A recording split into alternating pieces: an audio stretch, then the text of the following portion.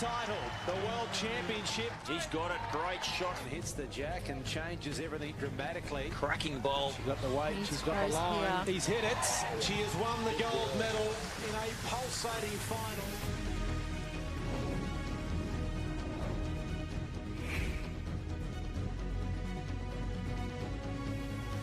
It hasn't been much of a break, but why would we want one after such a wonderful and tantalising vision-impaired mixed pairs final? It's the second final of the day on this rink here at Club Helensvale, and it is women's para pairs. It's between Scotland's Commonwealth Games gold medal winning team of Rosemary Lenton and Pauline Wilson up against New Zealand Blackjacks, Julie O'Connell and Terry Blackburn. Very much looking forward to this contest. Val Febo here with you and joining me as they did for the Epic this morning, Brett Wilkie and Julie Keegan. Welcome to the both of you. Thanks, Val. Yeah, looking forward to another great game. Yes, thanks, Val. The last game was, if that's any indication, this one's going to be fantastic. Certainly, absolutely sensational. We are in the midst of our roll-up ends, and the second roll-up end currently at the moment, and it is Julie O'Connell, the lead for New Zealand, and Rosemary Lenton for Scotland. Very much looking forward to this contest. It's going to be absolutely brilliant. The teams here, Terry Blackburn, 29 years old, using the Aero Optima. She is the New Zealand skip. Julie O'Connell, the 64-year-old Taylor GTR, she's using achievements there. Multi-nation silver this year, going down to Serena Bonnell and Cheryl Linfield. Maiden World Championships for both. They actually met in March at the airport on the way to the multi-nations, so they hadn't met each other before this. And Terry Blackburn, a New Zealand rep for indoor bowls, Pauline Wilson and Rosemary Lenton, we know what they can do. They won a Commonwealth Games gold medal last year. They were brilliant, and they were ruthless yesterday against Serena and Cheryl. Yeah, I noticed that the Kiwis had the upper hand in the round games. They won against Scotland 22-10, so that'll give them a little bit of encouragement going into the final. Certainly will. We look at the both of them, and the rules here, of course, as it was this morning, 15 ends, 3-bowl pairs, no time limit. And of course, if it's mathematically impossible for a team to win, we won't play the full allotment of ends. But it's a beautiful day. Hopefully the wind does die down. It was a bit of a gust when we went on air, but we saw this morning the nerves of steel, really, amongst the four combatants, and it's what we're going to have to see from the two players, or the four players right here. Yeah, we've really seen the experience shine through this morning. All experienced international players, and they really put on a show. They all played really clutch bowls and exciting finish right down to the wire. It was amazing. And Julie, this one here, it's really interesting because New Zealand would be used to these green speeds, but Scotland have the big match experience, don't they? Yes, it is definitely like that. I watched Scotland play in the Commonwealth Games when they won that gold medal, and they played fantastic bowls. But New Zealand have had a lot of time here on the greens, and they're very similar to what they've been used to back home. So I think we'll be in for a very evenly contest.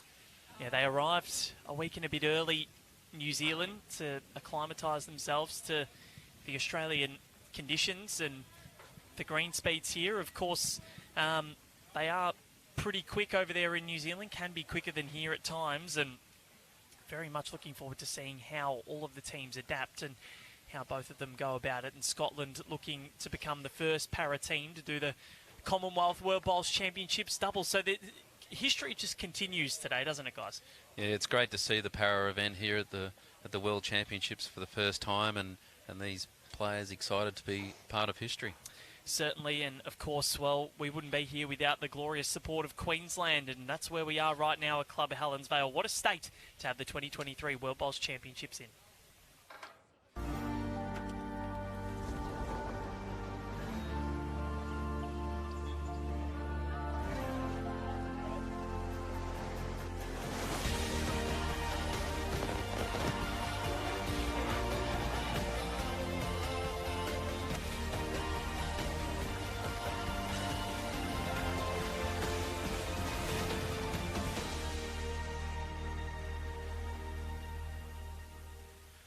As we mentioned, Julie, it's a glorious day here at Club Helensvale. It's currently 22 degrees. We've got a little bit of breeze around, but it hasn't been too bad. But, yeah, looking forward to another great game. Yeah, I think this is going to be a fantastic matchup here. Both teams are pretty even throughout their sectional play on their wins and loss ratio. So, I think we're in for a really good one. Yeah, the Kiwis just had the upper hand winning in the rounds, but a new game here. We've got both got through to the final, so we're waiting to see some great bowls in action from both teams as we get ready to cross to Val with both skips prior to the game. Thanks, guys. Yes, I am here with both skips and really looking forward to this contest. Pauline Wilson, we'll start with you. You're a Commonwealth champion, looking to become the first team to do the back-to-back Commonwealth World Double.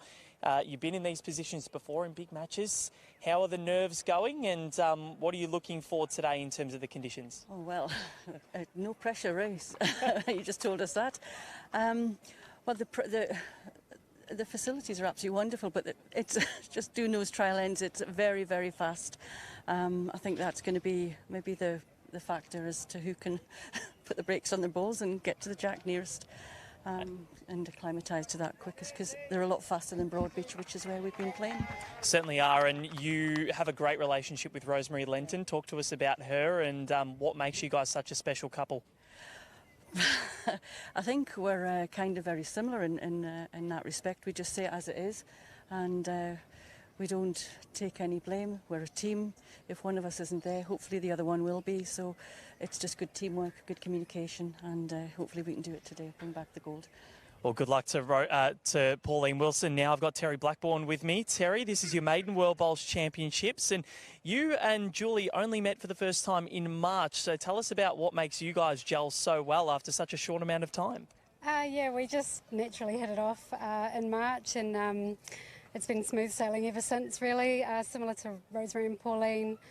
We just have so much faith in each other and, yeah, just have each other's backs. So I'm really looking forward to getting on the green with her in the final. Green speed's pretty similar to that of New Zealand, so what are you expecting from those today? Yeah, like Pauline said, just based on the trial ends, it's quite quick, a lot of finish. So, yeah, see how we go. Let the bowls do the talking. Very well said. Well, we're very excited for this final. New Zealand versus Scotland. It's about to get underway. Thanks, Val. Both skips looking fairly relaxed there, Julie. Yeah, they definitely are. Lots of smiles and laughs out there.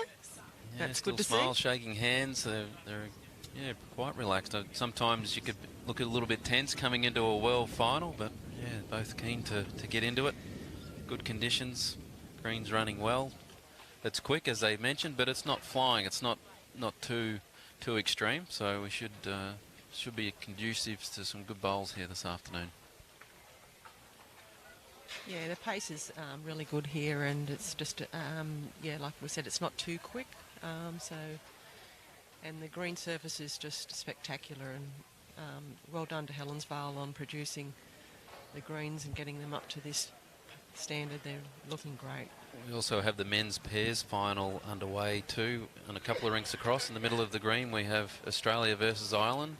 So we have Aaron Tees and Aaron Wilson from Australia playing Adam McEwen and Gary Kelly for Ireland. So it's a bit of a replay of Aaron Wilson versus Gary Kelly from the 2016 World Pairs final. So good luck to both Australia and Ireland and the men's pairs as well. Now, Brett, I must ask, how are you feeling? This is only, your last couple of hours as being a reigning men's pairs champion.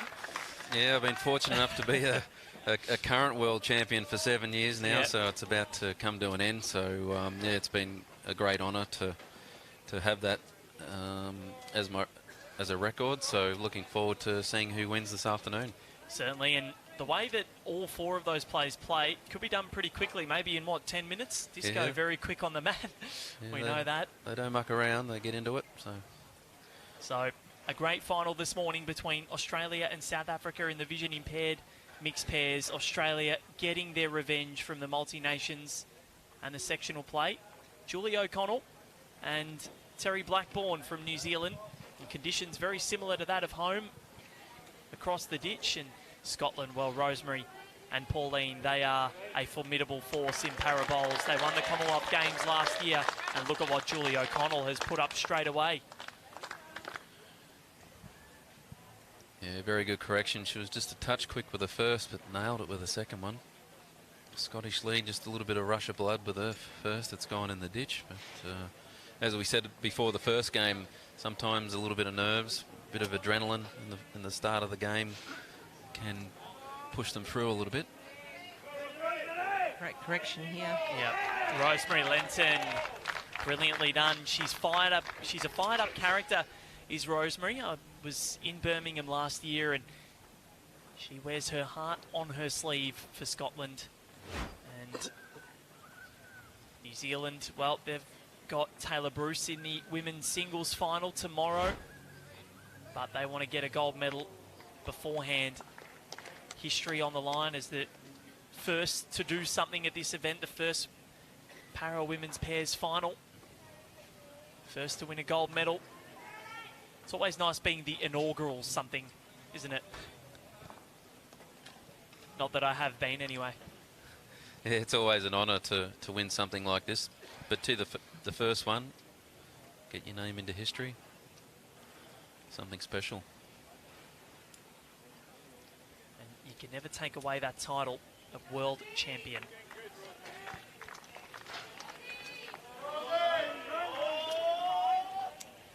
So Aaron Wilson and Aaron Tees have started things pretty well. I believe they might be up 5-0 after 2. Yeah, or 3-0 after 2. It's another great bowl there from Rosemary. Yeah, a bit of a rush of blood with the first one, but gee, she corrected well with her second and third, didn't she? Sensational correction there. She's got definitely one, potentially two. I was just chatting to Cheryl Linfield and Serena Bernal earlier, and they made mention of how they are going to be the inaugural women's or the para trophy for the overall team. They've already won it. Okay, the Australian team. The Australian team, yes. Very good. Well, that does actually make a lot of sense, considering we've had a title and we're already in the men's final and a bronze. So they cannot be beaten. Jimmy Reynolds and Damien Delgado. I had Damien look at me after I did the interview, the post-match interview with Jake and Jackie and their directors, and he looks pretty relaxed because he looks at me and goes, "Hey Val, your fly's undone." And I'm like, "Nice try." He's a very, very, very funny man, is Damien Delgado. And he commented on our stream yesterday asking when Jimmy Reynolds was playing. Well, I think he'd know that, considering it's his teammate.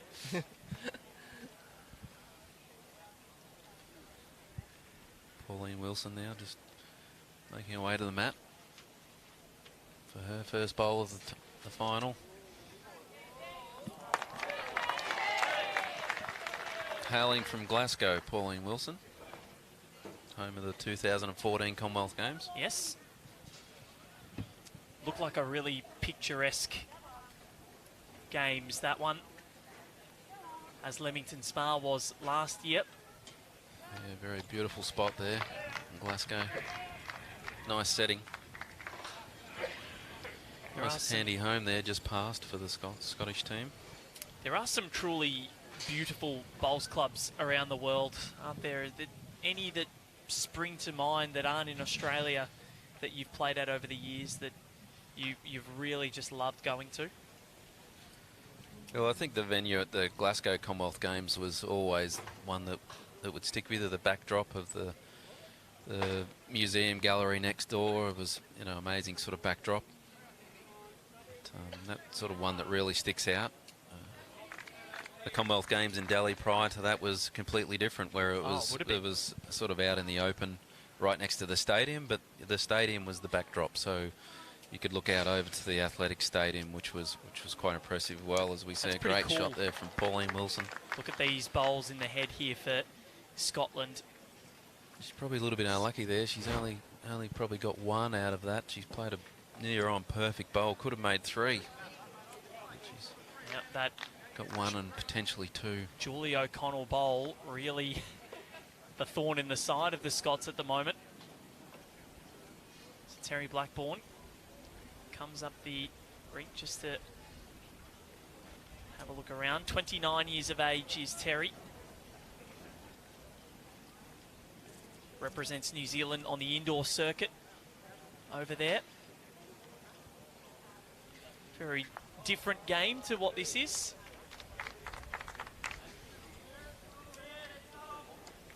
Is it on the short mats? Yeah, I think so, yeah.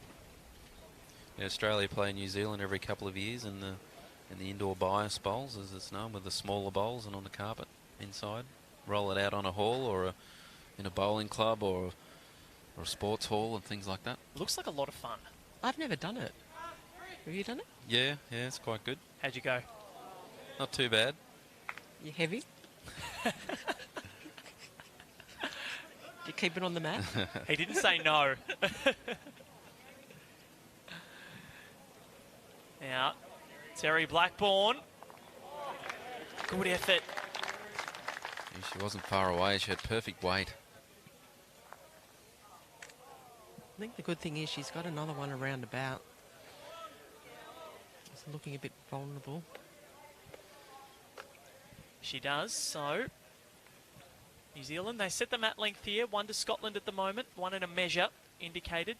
So the path to the final yesterday, it was a 15-7 win to Wilson and Lenton over Linfield and Bonnell in the semi-final in a rematch of the Commonwealth Games final last year. And then O'Connell and Blackburn defeating Thailand's Kantong and Shamnan Panna. 15-12, so a pretty close one there. They were down early. They got the job done in the end.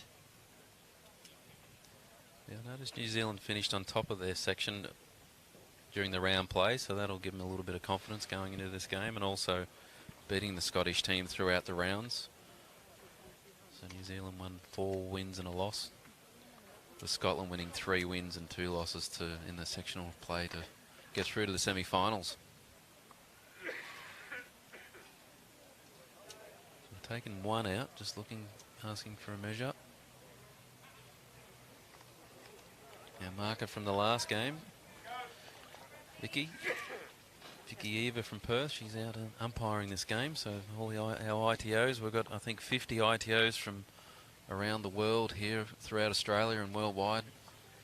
How good is it? Here officiating. So we get this measure, and I believe Sue Hogg is out there as well. Yeah, Sue Hogg from Perth. She's a superstar, and the mother of former Test cricketer Brad Hogg. Yeah, yes, that's right. Yeah. I think Brad is not adverse to throwing a bowl down himself. Yeah, I've heard he has a bit of a go. There's a few very famous former or athletes that like to put some bowls down. That's a 2 to Scotland to start proceedings here in the final. Sue's just assisting our players, so it's great to see them out there giving them a hand, just bringing bowls back.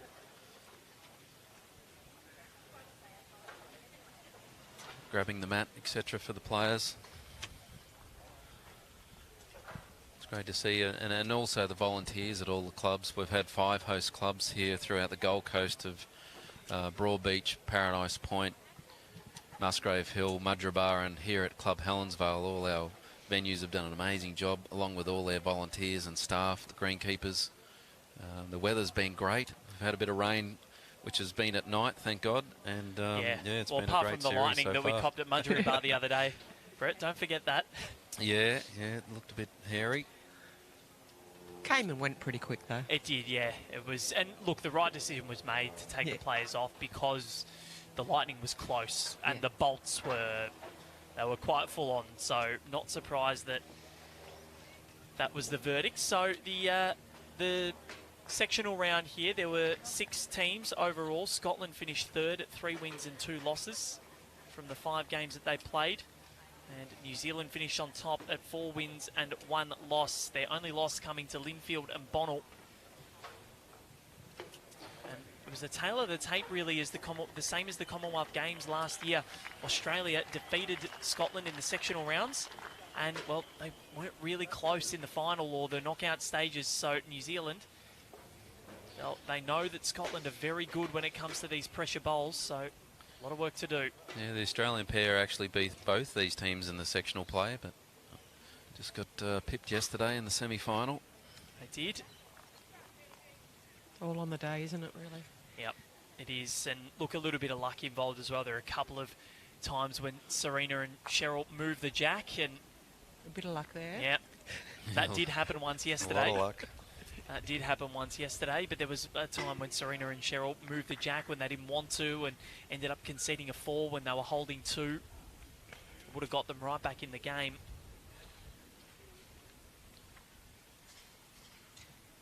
It's sometimes hard to bounce back from that sort of thing too if things just aren't going your way. No. It seems to keep happening. Just playing our second end here. It's a little bit different going back in this direction. They're pushing on that backhand. They're pushing into the wind a little bit. So it is blowing across. Great As shot. a great shot there from Julie O'Connell.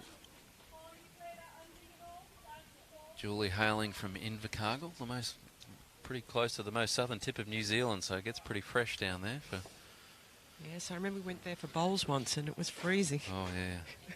Were you guys on the same tour at that? Because Brett was telling me in the break, in between matches, that it got pretty fresh with the wind coming up from Antarctica. Yes, yeah, very much so.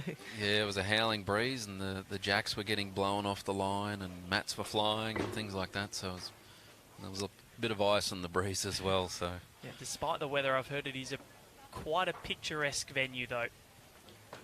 yeah, it was a Yes. nice setting, nice club. The greens ran well. And New Zealanders are just generally pretty friendly people as well, so they'd love to have you down there.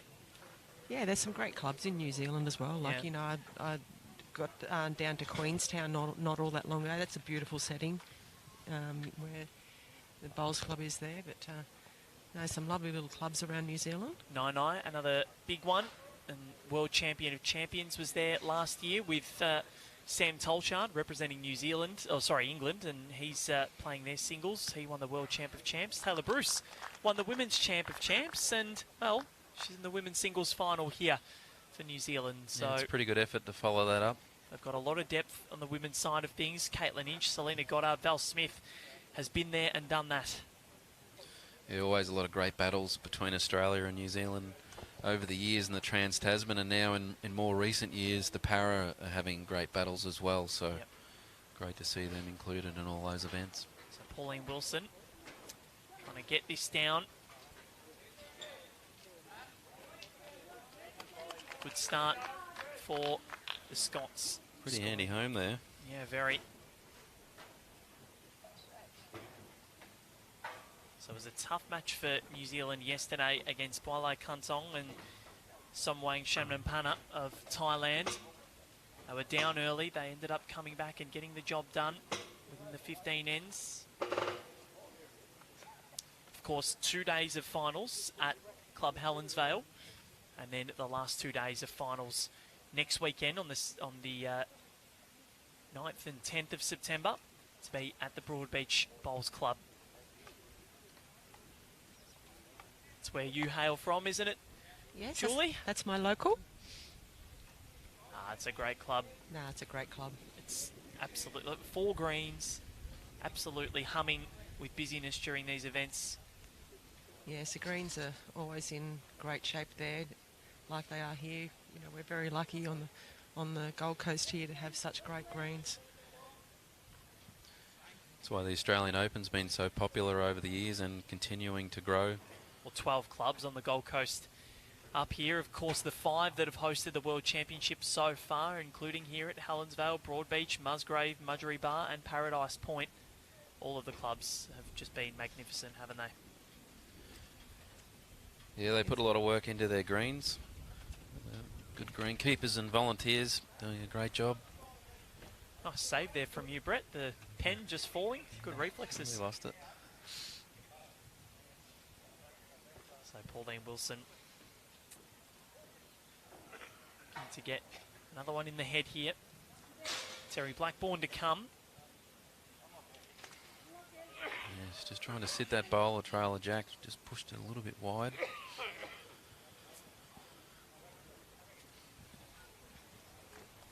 Crowd is lifting here. A lot more people in the stands than this morning, and wasn't the best morning from an Australian point of view, losing the women's fours final and Ellen Ryan getting knocked out of the women's singles. Terry Blackburn Sensational. That's one to New Zealand. They are on the board. And both teams have now registered scores. Yeah, it was a great shot. She was a bit unlucky not to make two there, but she was also needed to be a little bit careful. She could have quite easily given it away, but great shot there from Terry. So, very northern hemisphere against very southern hemisphere. Complete opposite sides of the world. Both very cold at times. Yes. I'm sure the Scots would have lots of practice on the indoor facilities. They would, and Scotland, of course, have performed very well on the international indoor circuit as well. The World Bowls Indoor Championships taking place earlier this year. Julie Forrest winning the gold medal there over Caitlin Inch in what was an epic final at the Warilla Bowls Club. Aaron Sheriff of Australia getting the job done over Andrew Kelly, our resident streaker tackler. If you haven't seen those photos, would highly recommend you do so. He has gone into international sporting folklore. Andrew Simon, Sam Kerr, now Andrew Kelly. So the police were giving chase, were they? They were, but Andrew Kelly obviously more inclined to get the job done. I saw a photo of the police motorbike parked between the greens. It was, yeah, quite remarkable. We were facing a different way yesterday, so I didn't get a good view of it. But the lady that was working at was the first aid officer at Broadbeach. She saw it perfectly and described it to us, and sounded very full on. So well done to the police and Andrew Kelly for reprimanding him. So that one, little rush of blood there from Rosemary Lenton. You know, so they just stretched it out here, the New Zealanders. Not quite ditch to ditch, but pretty close. It's been a really busy year on the Bowls calendar, especially the last couple of months. We've had the Australian Open, had the World Bowls Indoors, we've had the Australian Indoors, and we've had now the World Bowls Championships. Still another Bowls Premier League to come later on in the year in November at Club Pine Rivers, the tournament's spiritual home.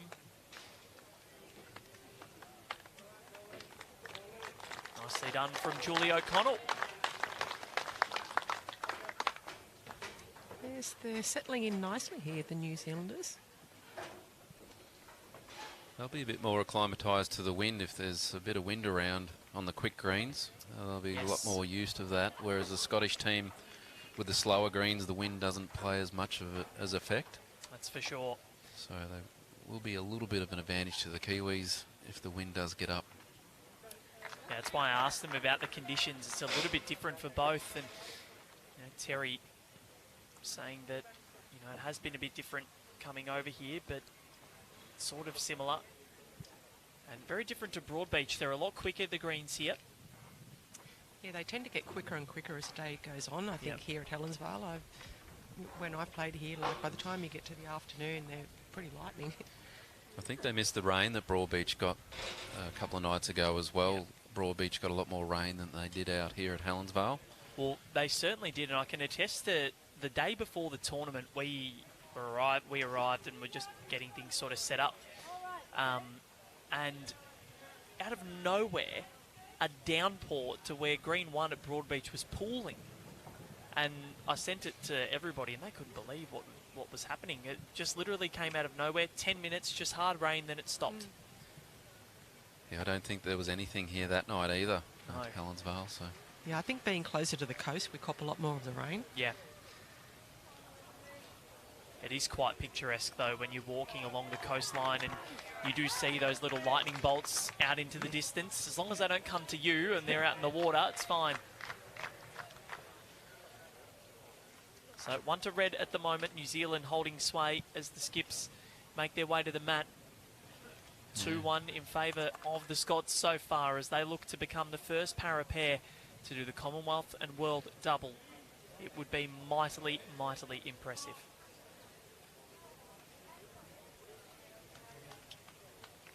It's the men's pairs final on couple of rinks over at the moment. The Australians are leading 3-2 after 4 ends at the moment. They're rocketing through those ends. Gary Kelly would be pretty sick of the side of Aaron Wilson in major finals right now, having met in the 2016 men's pairs final that you played in, Brett, and also last year's Commonwealth Games men's singles final, and didn't Disco dominate? Yeah, they've both done amazing coming back, you know, playing off in that final 7 years ago and back here doing it again with different partners, but full credit to both players. And as you say, in the singles, they've really both been on top of their game for many years. It's funny though, travelled halfway across the world to Birmingham, or almost the whole way across the world, and you just see something that we get to see at a Bowls Premier League or Australian Open. Yeah, we're fortunate in that regard in Australia. It was Gary Kelly living out here for a number of years now, playing in all those major events. And his lead in the pairs, Adam McEwen's been out this year playing at Tweed Heads, so he's also honed himself to the local sort of conditions as well. I'll tell you what, Ireland have prepared very nicely for this tournament. They came out in November last year to take on the Australians in a mini test series and played at Broadbeach, and I think they came here as well. And then they came out for the multi-nations in March, and they've come out again. So they're really acclimatising themselves as Terry Blackburn sits, and she stays for 2. Yeah, she's a bit unfortunate. She knocked her own shot a little bit further away, giving the Scottish team a little bit more room, but has made 2.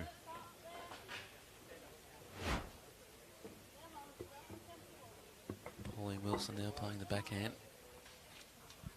Just a bit on the wider side. Line was spot on. Just a bit quick. 1 bowl left now from each of the skips.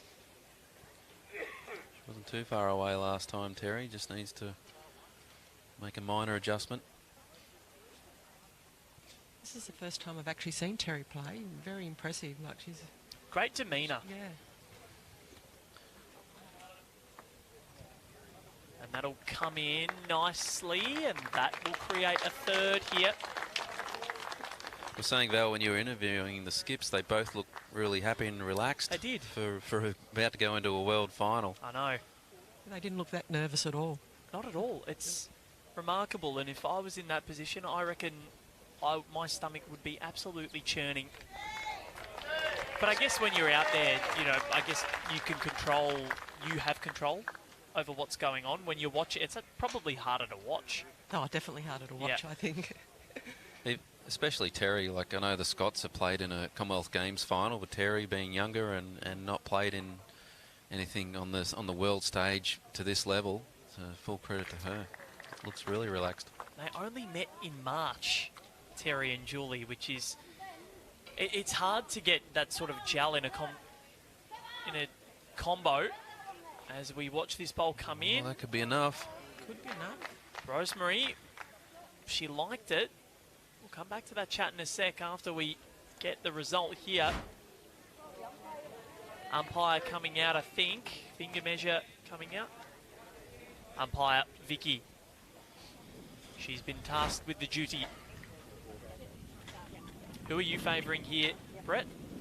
I'm favouring the blue, I think. I think I'm favouring the blue too. Yeah. Yep. Yeah, just enough. Wouldn't that be something for Scotland?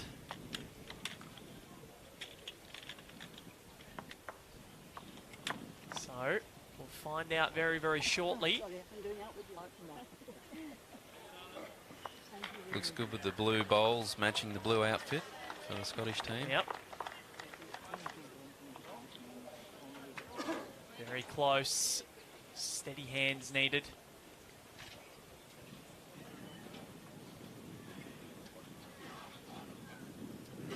So, Vicky goes back to get this blue bowl. The chocks are underneath it.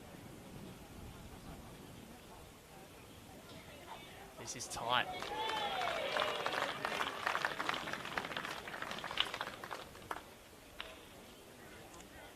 Very close. It is indeed. Just going back to double check. Yep. It's always good to go back just to make sure that the measure hasn't moved. Yep. Yep. Well, the eyes of Brett Wilkie and Julie Keegan. Absolutely on song. 1 to Scotland.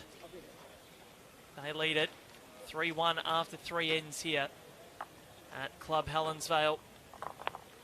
Really good start, a tight start. And Julie, it's good to get on the board early and maintain a lead. Scotland have done exactly that. In the Commonwealth Games final last year against Serena and Cheryl, they went down early. They were down 3-2 after 4 or 5 ends, but they raced away with it. Yeah, they finished very solidly in that final. Certainly did. It was over pretty quickly after that. They went on about a 7 or 8 end run where they just kept winning and took the game away from the Australians, and such a wonderful combo. And yeah, as we were talking about before, to only meet in March, you know, how hard is it to develop that cohesion? Yeah, that's pretty amazing, you know, because you've got to be able to know the ability of the other person, what they can play and what to be able to call them on. So, you know, that's a lot of cramming in that amount of time to be able to know that player. It certainly is. Brett, you've gone and done a little bit of homework for us. What have you brought back? I was just checking who our marker helping us out with the paddles is today. So we've got Sue Way from New Zealand, one of our international technical officials helping out on the rink today, helping let the crowd know. They indicate throughout the end who's got shot or whether it's a measure. And they have been wonderful throughout this entire week, and we've still got another week to come. That's the beauty of this tournament. We get a rest day on Monday, which, believe me, I will be enjoying. What are you going to get up to on your rest day? My fiance's actually come up, so she landed last night, so we'll probably go for a bit of a walk along the beach and go to Pack Fair maybe. I do love a bit of shopping, so... Okay, well, Pack Fair's the place to go, or Robina.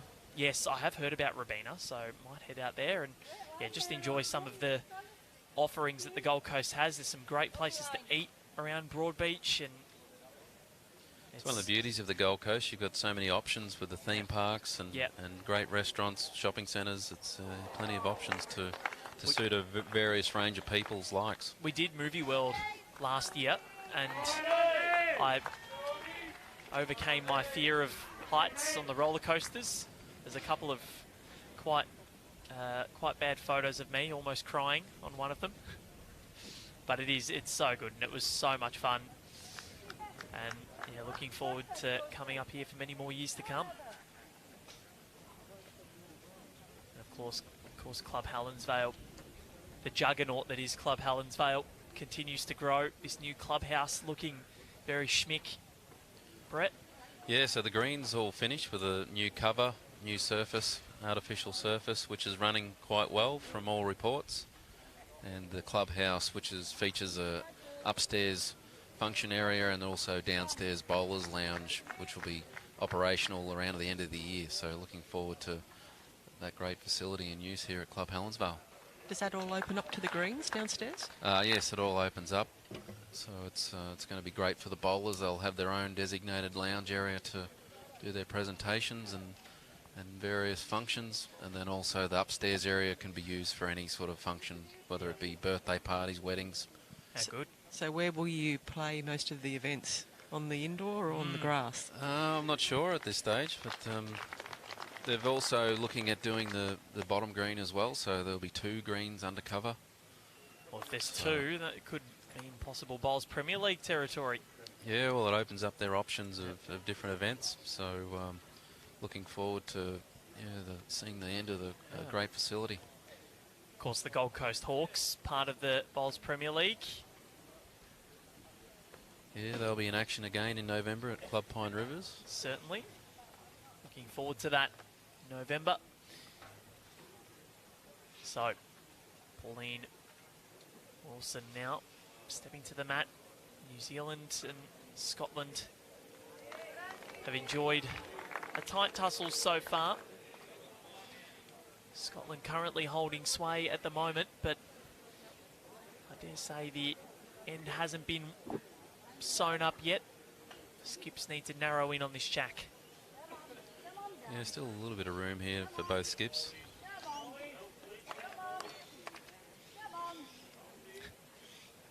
Words of encouragement there from Rosemary Lenton. Just drifting slipped through. past. Still one to Scotland though.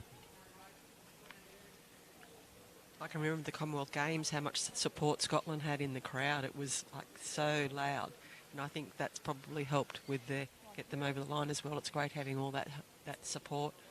Yep.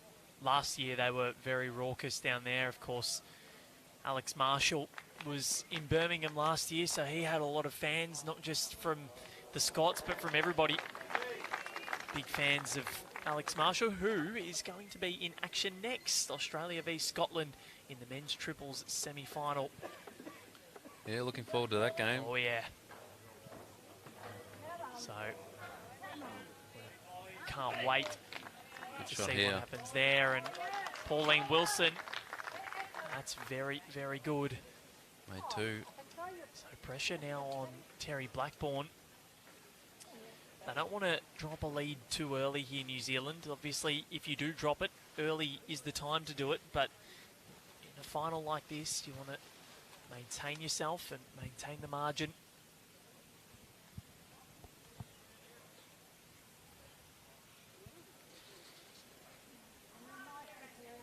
In the area here. Not far She's gotta away. Run the journey. She has. Terry Blackburn. Nicely played. Great to see the New Zealand team watching on as well. Val Smith sitting alongside the bank. I think I can see Caitlin Inch over there and Andrew Kelly.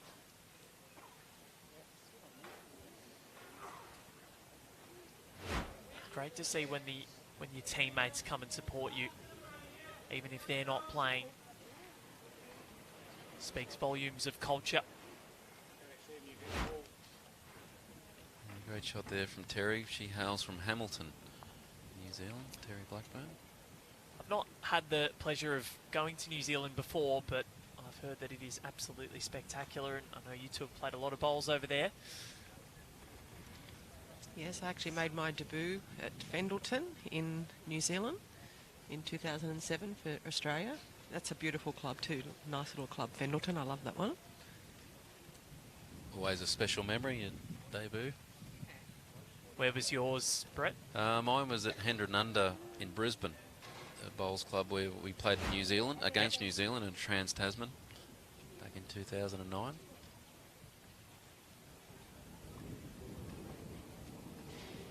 I was fortunate enough to have my Aussie cap presented to me by Rob Perella, Oh, one wow. of the legends of our sport. Inducted, and literal legend, inducted into the Bowls Australia Hall of Fame, or as a legend. Yeah, legend, and he's also a member of the Queensland Sporting Hall of Fame, which is a general sporting one. Not many bowlers are in that, so No. I know him and Calvin Kirko, I think, might be the only two. That's In that at the impressive. moment, so. Rob Perella, one of the best drives ever. Terry Blackburn. Two good Brilliant. shots. So, we are tied up at 3 apiece after 4. We've gone end for end so far. Two good shots there. She was 2 down. Drawn 2 with the last two to make it level. So, bowling in the direction away from us, New Zealand. Bowling in the direction closest to us so far, Scotland. That's the tail of the tape. We sit at 3 apiece after 4. It's been a great morning so far. It's afternoon now. The time is kind of just slipping by this week. It's already the first finals day. Quite pleasant at the moment. 22 degrees here at Helensvale. That was our expected top today, so we're at the peak of our expected top, so it should hang around this for a few hours. Feels warmer than 22 in the sun though, doesn't it? It does. It's really warm. Yeah, I was doing the interviews out there, cooking a little bit, and it was quite nice. Coming from Melbourne, where it's been so cold for so long, coming back from the Australian Open in June, it was a massive shock to the system.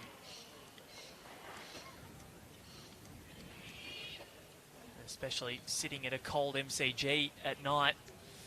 Ooh, bone chilling. And the men's pairs Ireland have taken the lead now, 7-3 over Australia after 7 ends. Plenty of time to go there, though. 18 ends is the men's pairs and triples formats.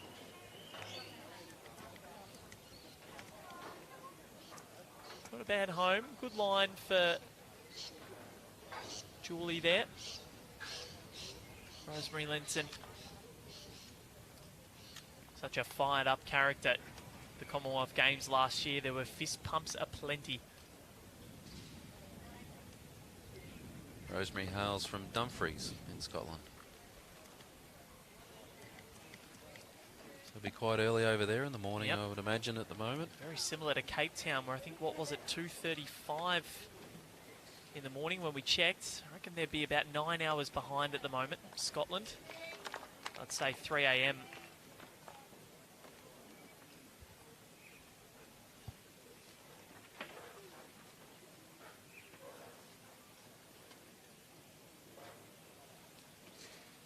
$3:37 in the morning. Hopefully we've got some Scottish support online watching. I'm sure we Cheering do. on your home nation. I'm sure we do.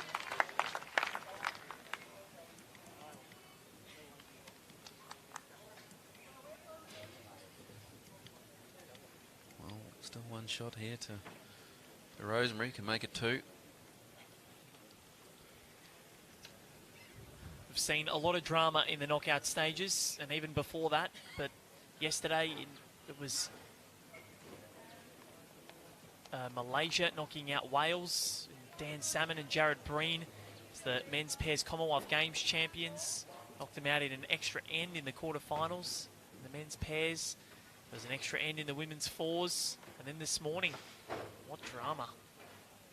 14 all in the vision impaired mixed pairs final.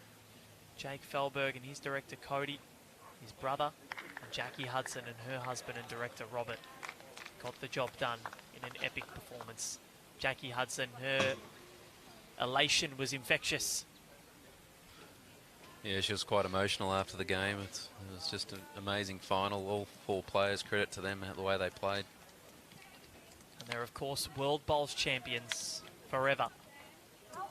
Yeah, someone said to her, "Congratulations, world champion." She said, "Oh my God," she said, "that just sounds so strange." It'll take a while to sink in, I'm sure, but it's a sensational accolade that you two know all too well about. And how long did it take to sink in for you guys? Well, the celebrations went for quite a while. No, it's good. It's something that you'll never ever forget. It's just a great memory. She was snuck in the back door there, holding 2 now, as indicated by our marker. Sue Wei from New Zealand.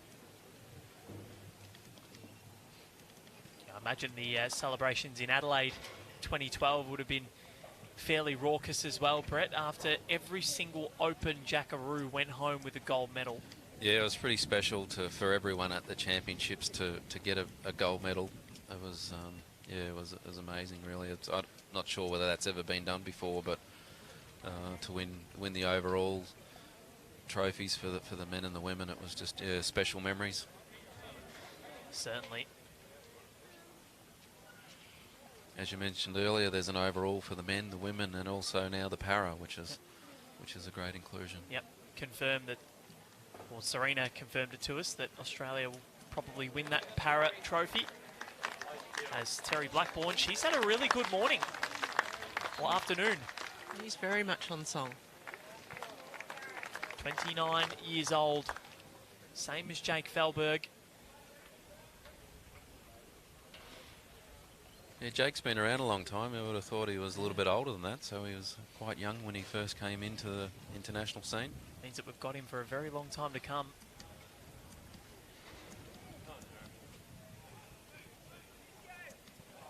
As more fans pack into the grandstand behind us, or behind the rink. And more to the side as well. Crowd getting bigger and bigger. Here on Green 3 at Club Helensvale. If you can, if you're around the Gold Coast, get down, and this needs to get down. That's a lovely ball. Gonna fall. No, probably just out, I'm thinking. One to red. Rosemary was very keen on that too. She had one finger up. But Julie said nope. Really interesting start to this contest. Not really sure who's holding the momentum. It's ebbed and flowed. But Terry Blackburn is proving to be a handful for the Scots.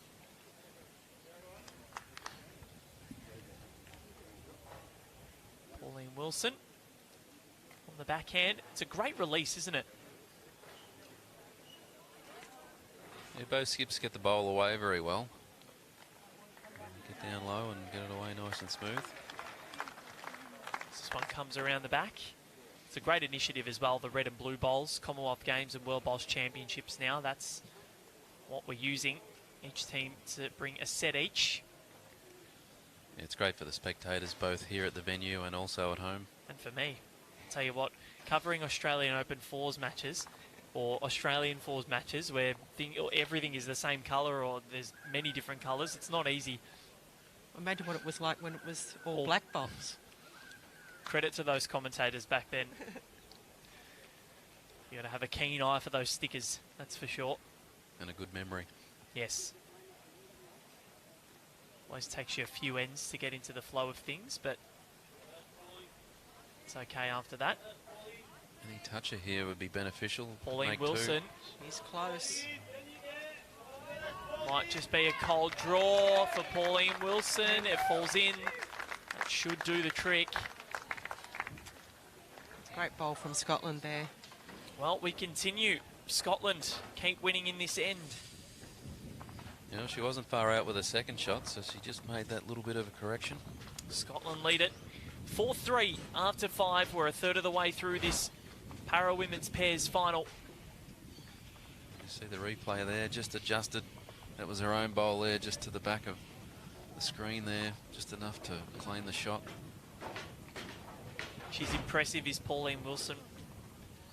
Great resolve, and she is sensational. Having a good battle, these skips, aren't they? Already, early in the game. Filling each other out. And they've both played a lot of conversions, a lot of rescues as well. Terry Blackburn in the last end was 2 down, went to 1 up. Well, sorry, 1 down, 2 down, went to 2 up. And then 2 down for Pauline Wilson and 1 up. This is a fairly long length, and we saw this at Broadbeach yesterday. They didn't mind playing these longer lengths. Yes, we've gone to the maximum. Pretty much T to T.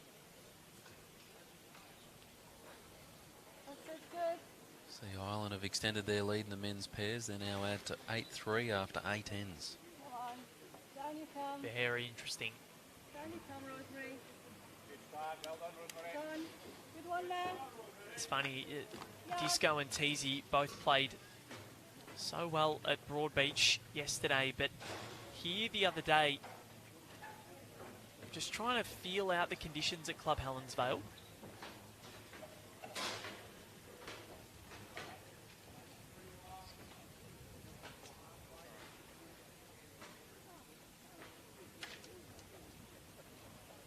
So, Julie O'Connell looking to get one in a good home. Rosemary Lenton has already put one in a fairly good spot.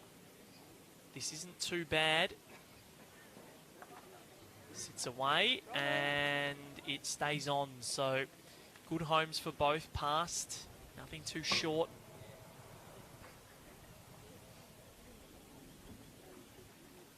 Scotland took a monopoly of the para bowls gold medals last year at the Commonwealth Games, winning the men's para pairs, women's para pairs, and the vision impaired.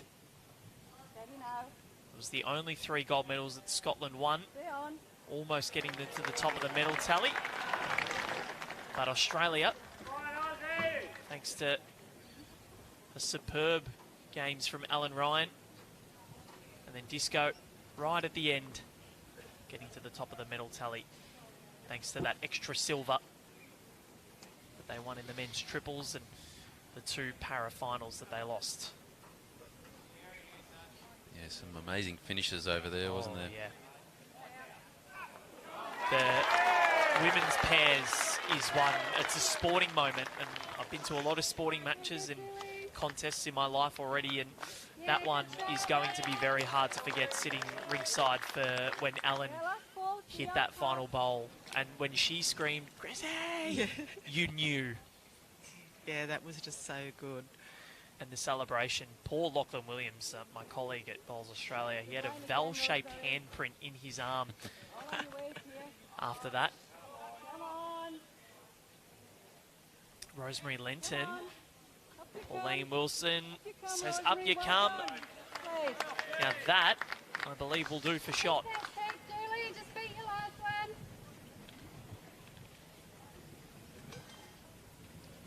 Yeah, great shot with her last for the end. Julie O'Connell's last opportunity now to try and make amends.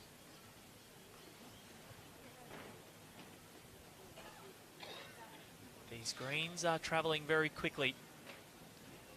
Seen a lot of bowls and jacks even go into the ditch. There were 3 ends in a row where in the last match, Julie, where we saw the jack roll go straight into the ditch. Yes, I think we'll probably see a bit more of that as the day goes on. You know, trying to sort of, if you're trying to get that jack on the tee, it's hard as the greens get quicker.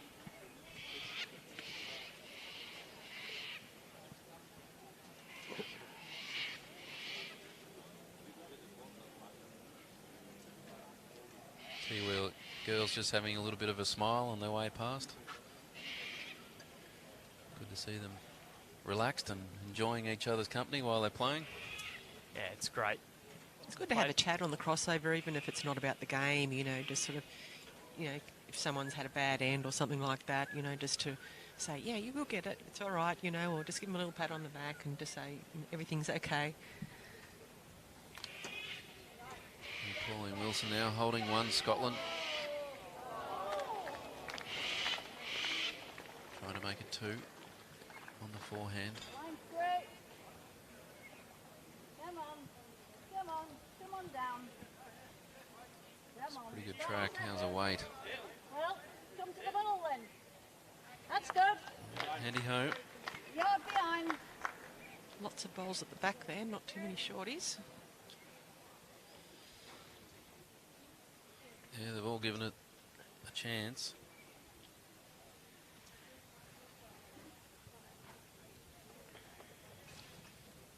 So, Terry Blackburn.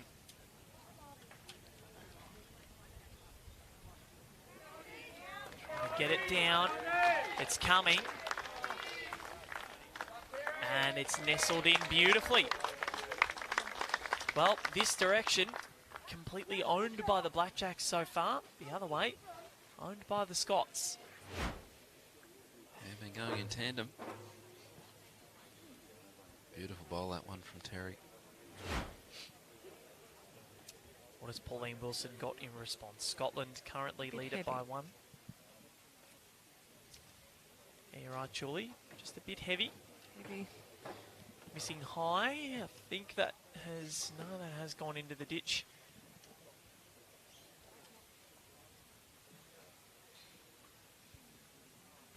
Yeah, really good release by Terry Blackburn.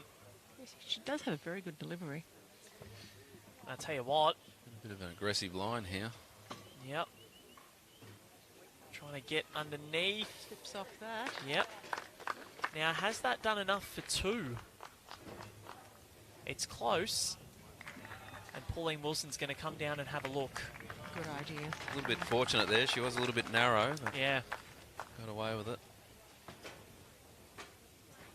1 and a measure indicated by Sue Wei from New Zealand.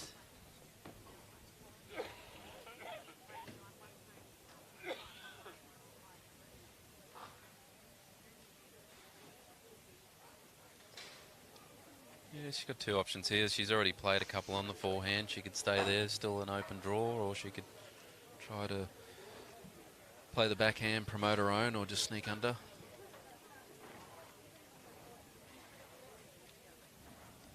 I think she'll stay with the forehand.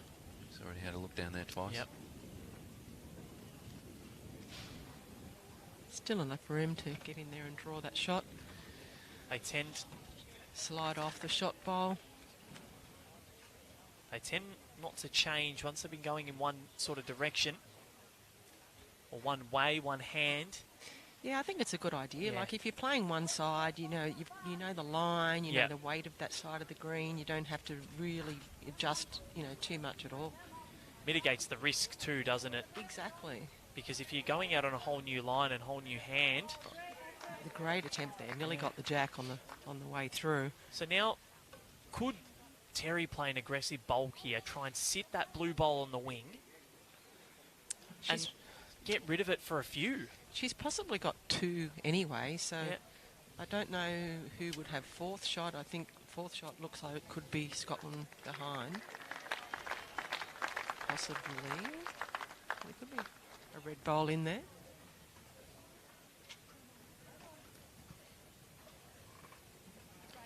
So, Just opted Terry, for the draw, yep. just a bit over.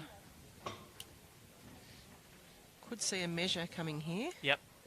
So one taken out by Julie. So they're definitely holding, and it is just the one. So, again, we continue in this battle of directions, Julie Keegan. New Zealand to the grandstand end, continue to win. And the broadcast end is a Scotland end. So you're saying Scotland will win this end? I am. Kiss of death. Commentators tend to go by patterns. Put the curse on them. Yep. Hopefully we just see some excitement. That's all we want. We saw it this morning. It was drama-filled, and Sue Way, our marker. Brett, you've done a little bit of homework, more homework. Yeah, You're flying today. One of our head ITOs here in Australia, Bob Coulson's just let us know that Sue's actually very experienced. She's done the last couple of Commonwealth Games. Very and also nice. been involved in World Championships in New Zealand and World Champion of Champions in New Zealand. So Very well a lot accomplished. of experience. So Speaking of experience, Brett, Bob Carlson, the king of Sunbury, I like to call him. yeah, a lot of experience with Bob. He's telling me to zip my lip. I've given him a bit of a big head this week, Bob. I like to pump up his tyres. Yeah, not only do they do a great job, but they also pass their experience on to others. So a lot of the new officials coming through as markers, measurers, umpires. Yep. Well, the king of Sunbury sitting next to the queen of Perth, Sue Hogg. Great start there.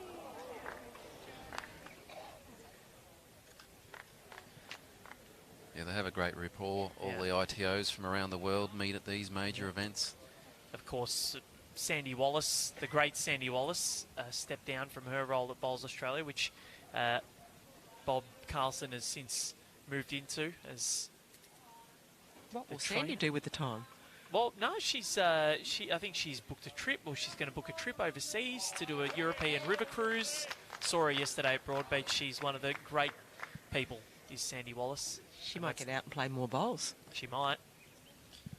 See a great shot there from Scotland's Rosemary. Yep. Linton. Shaping up like you could be right, Val, here. The one right on the jack. Exactly right. Having said that, I've been wrong a lot. But it's been interesting to see that, they've just felt each other out, and the team that has had the last bowl has been the one that's been able to get the job done. So whoever set the mat hasn't won. Maybe that's the pattern, who knows? That one's well short from Julie O'Connell. The line was okay. Just needed a few more metres with the weight. Just going back, had a drink, bit of a reset.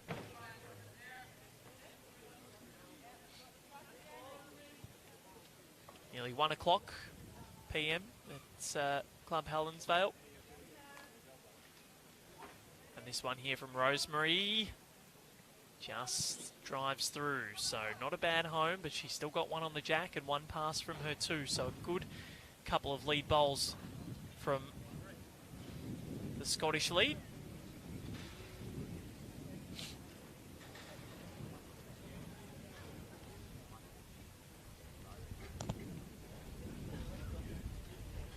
Julia O'Connell with her last bowl now of the end for New Zealand.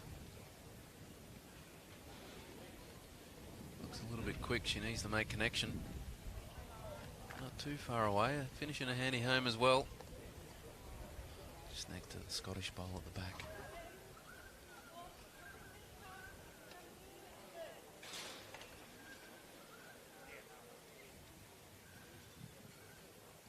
Rosemary Lenton on the backhand again for Scotland.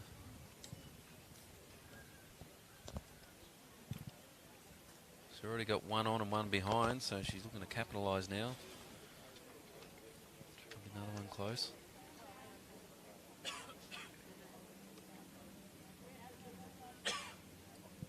Perfect line. Could be useful later on in the end.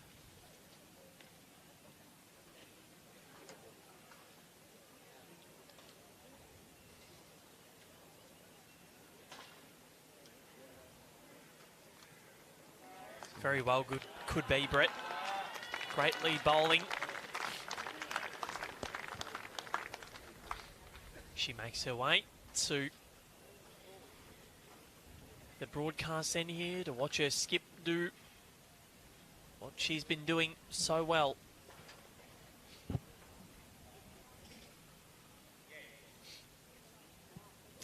So Ireland, well, they might have just picked up a 5 next door against Wilson and Tees.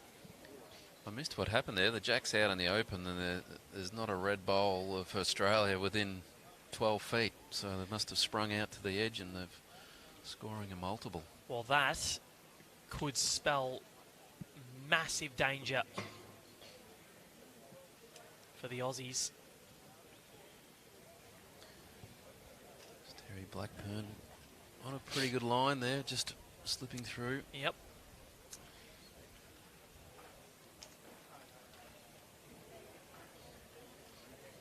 I think Aaron's last bowl didn't come back in bounds. Oh, okay. It hung out with the breeze. That is a 5 for the Irish. So I think they move out to a 15-4 lead. Oh no, 13-4.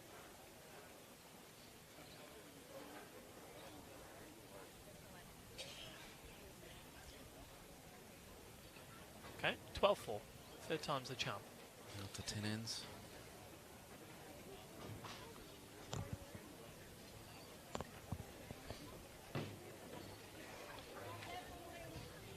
They're all just going through a little bit now. I think the green's probably still quickening up a little bit. Just slipping past.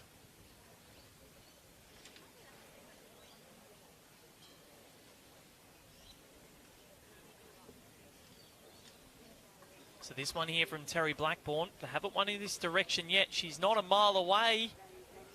Just slides past for second. That's a very good second shot. Yep, a couple of seconds here for New Zealand. So the danger for Scotland is somewhat there. 4 apiece after 6. We're over a third of the way through. We get closer to the halfway point.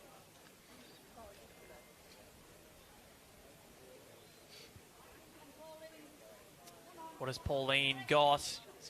Close. She's close. She's going to sit that other second, but it's still not there. So New Zealand. Still really only a draw for Terry. She can't afford to get that blue bowl onto the jack, as you can see on the back left of screen there.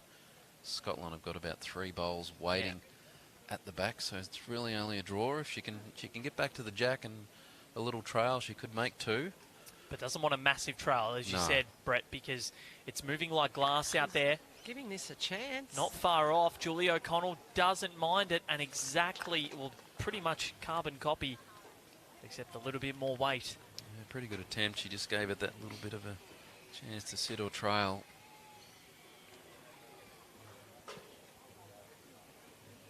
Free opportunity now for Pauline Wilson of Scotland. So, looks as though the pattern will continue. And a good bowl here. Doesn't want to trail it.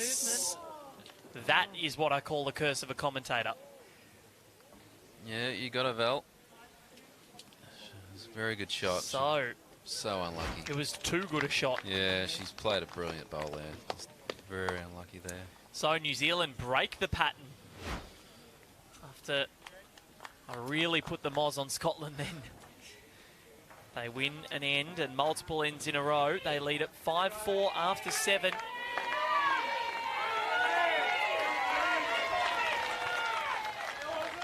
The Aussies have nailed a couple there. So Gary Kelly strides down to the mat. You know when they've done something good because you can hear Karen Murphy's booming voice from anywhere Yes. at Club Helensvale. Her and Ellen Faulkner. Yes. Those two. Very distinct voices as well. So as we near the halfway point of this contest, New Zealand looking very handy at the moment. They lead at 5-4. We haven't been scoring with many multiples. Just 2 of the 7 ends have registered a score more than 1, and they've only been a couple of 2s. Really evenly matched, these two teams. The leads feeling each other out, the skips feeling each other out. Locked in a tight tussle, as was the the vision impaired mixed pairs this morning. Yeah, could be another exciting finish coming up here. I'm sensing that. Yep. Be the same. It's what we want. You'd Yeah, it's expect that always- in a final. It should be Exactly. close. It's Yep. always great in these finals to see at the end of the wire. Exciting finish. So the wind really picks up and swirls. And that really pushed that bowl out there. Yep. Just really did. Not fighting back against that breeze. Sun has sort of crept away behind some clouds. Pretty happy with that speed, Julie?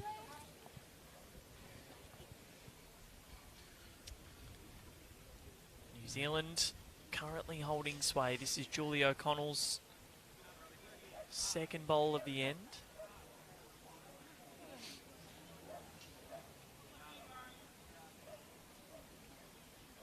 Great pack.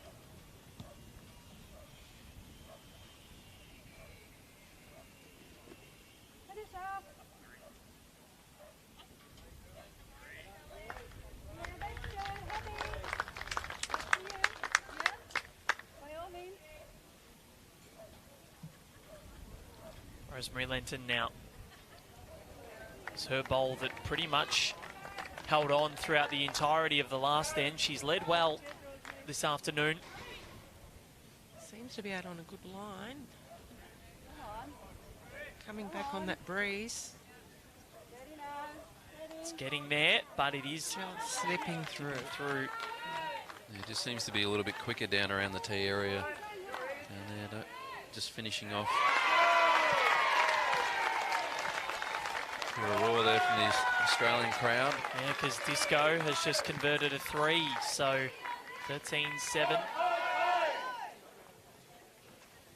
After 11, 7 ends to play in the men's pairs final. Gary Kelly will start to think now, because it is Aaron Wilson who has thwarted him on many, many occasions. That's good for you, Julie. She added the weight she needed there, but just a touch wide. Gave it a chance to promote her own or finish at the back. Lead green. It's great to see so many countries here at the World Bowls Championships. We've seen some unlikely results and some unlikely contests that we really didn't think would be. And I think the Australia versus France at Mudgery Bar the other day, I know we've spoken about it a few times today, but you know, the French team was so good and so willing to attack. Yeah, it's great to see all the new countries, the new bowlers that have been at this championships for the first time. 44 countries participating, which is the biggest ever. Yep. Well, Brazil's team, Renan and Maria, husband-wife combination, playing men's and women's singles.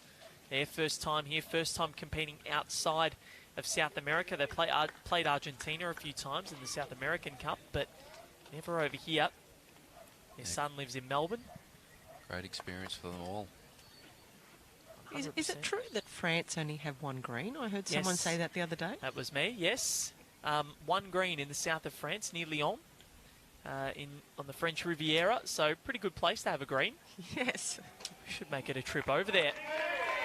Yes, France is a beautiful country. I've been there Yes. myself. You're saying about good, nice settings of the world. I played at Cyprus, which was Ooh. an amazing place at one of their sort of nice hotels. They have a couple of greens there and great outlook over the ocean. It was a magnificent spot to play. I had heard this. Barry Lester mentioned it, that you went over and played in Cyprus when we did the Ellen Ryan and Sarah Trotter match. Looks like a magnificent setting over there in Cyprus, but you would love to check out this French green. France is a wonderful part of the world. Went to Paris for the first time last year, and it's a beautiful, beautiful city. It surprises me they only have one green over there, one bowling. I know, it is.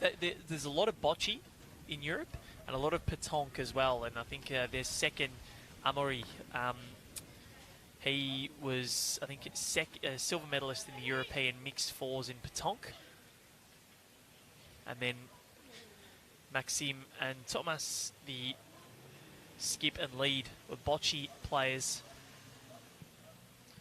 We may see more pop-up after this. Yeah, they've certainly picked it up quickly. Fingers crossed. Great to see them out there enjoying it. The lead, only been playing bowls, only picked up a bowl a week ago or something. Unbelievable. There you go, so anyone can have a go. Exactly. We've got New Zealand holding 2 here at the moment. Is this the little patch where they start to make their move here, the Blackjacks? Yeah, yard behind. But again, bowls behind the head. New Zealand don't have anything right at the back, so a trail of the jack welcomes those 3 blue bowls into play. Terry Blackburn might need to get something back there to cover. Yeah, she can actually count and cover, you know, just slip past her, you know, get in between those bowls and the jack, it'd be a perfect bowl. It's one of the best bowls in the game, isn't it? A cover and counting bowl. If you can put in the right spot. So many uses. And well, she has done that. Perfect. Ask and you shall receive, Brett Wilkie. Perfect home. There's still room, though, for Pauline Wilson to draw the shot. More than capable.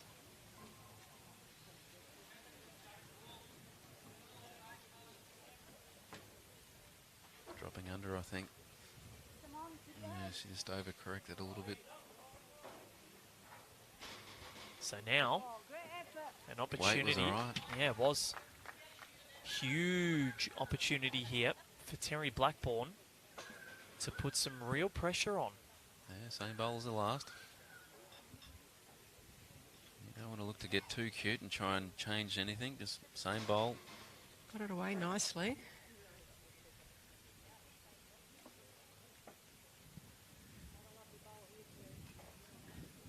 In the area again. Just a touch over. Not quite in the count, but still holding 3. So now Pauline Wilson, they have not won an end in this direction as of yet. She's going to have to come up with something good. Down 2, possibly a third. She's chasing it. Pauline, Rosemary likes it. They like it. Is it going to get down? What a shot. Yes! Well done. That is in. That is the boss, and it's taken right until the last one. 1 to Scotland. So the pattern is well and truly dead. Yeah, it was all your fault, Val. You changed it around. Yep. But no, great shot under pressure there. 3 down to 1 up. 4-shot turnaround. So we're over the halfway point. 5 shots each after 8. This is as close as anything. Just the 2 multiples scored from the 8 ends. Minimal shots, and it's taking 1 or 2 bowls here and there to dictate this contest. Have no idea who is going to win.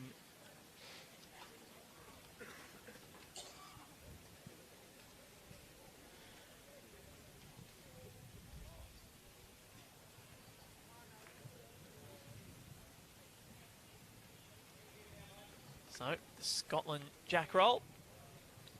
Better. It's a fairly longish length. We know that they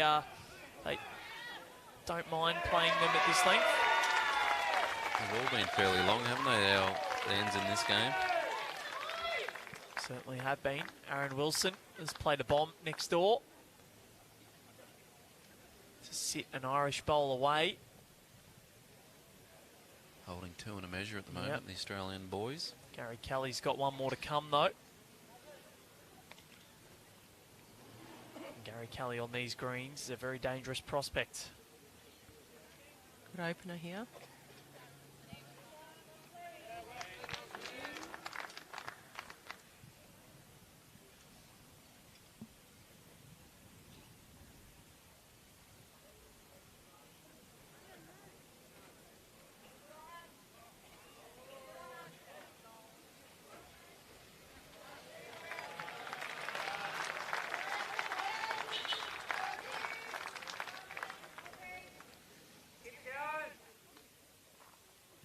Julie O'Connell now on the backhand for New Zealand. First bowl of the end. Good starter here from both players. Not bad at all from Julie O'Connell. They're probably the best first two bowls we've seen in this match. This is a great final. Everyone watches with bated breath. The Scots would be nervous. The Blackjacks would be nervous. Scotland will be in action in another final after this. Men's triples. Foster, Oliver and Marshall against Wedlock, Sheriff and Healy. Used that bowl and probably got shot out of that. Rosemary Lenton looking to become, well, these two looking to become the first ever para pair to do the Commonwealth World Bowls Championships double.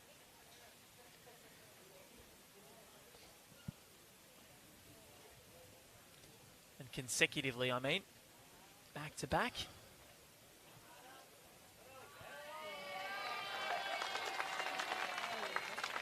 Yeah, if they're able to do it, it's a pretty big effort, winning one in the Northern Hemisphere and another one in the Southern Hemisphere. So two completely different environments, Yeah, those surfaces. Birmingham greens were a lot slower than what we get here. You did not have to take much grass at all. Looked lush though. Would have loved to have had a roll on them. Different types of bowls too that they use here in Australia to in the UK. Do you know how long Scotland have been out here preparing? I think they got out here a fair few days beforehand, maybe a week, possibly, maybe 4 or 5 days. New Zealand were the first ones here. Canada got here, I think, on the Monday before the tournament. They started practicing. Oh, they've settled in very well. Sure have, and there's a lot of the Scottish team that have been able to get out here in between. Like Alex Marshall comes out for the Bowls Premier League, and Ireland have come out here a fair bit as well to get acclimatised, get used to what they can expect here on the Gold Coast. I think a couple of the Irish girls are at Tweed Heads too, aren't they? Yeah. I think so, yes. Certainly does help. That's dedication to do that, and you're committed to your sport to make a move across the other side of the world. Yeah. Well, Emma Boyd as well at Tweed Heads, Ryan Bester at Broadbeach. Yes. So many. Gary Kelly living out at Warilla.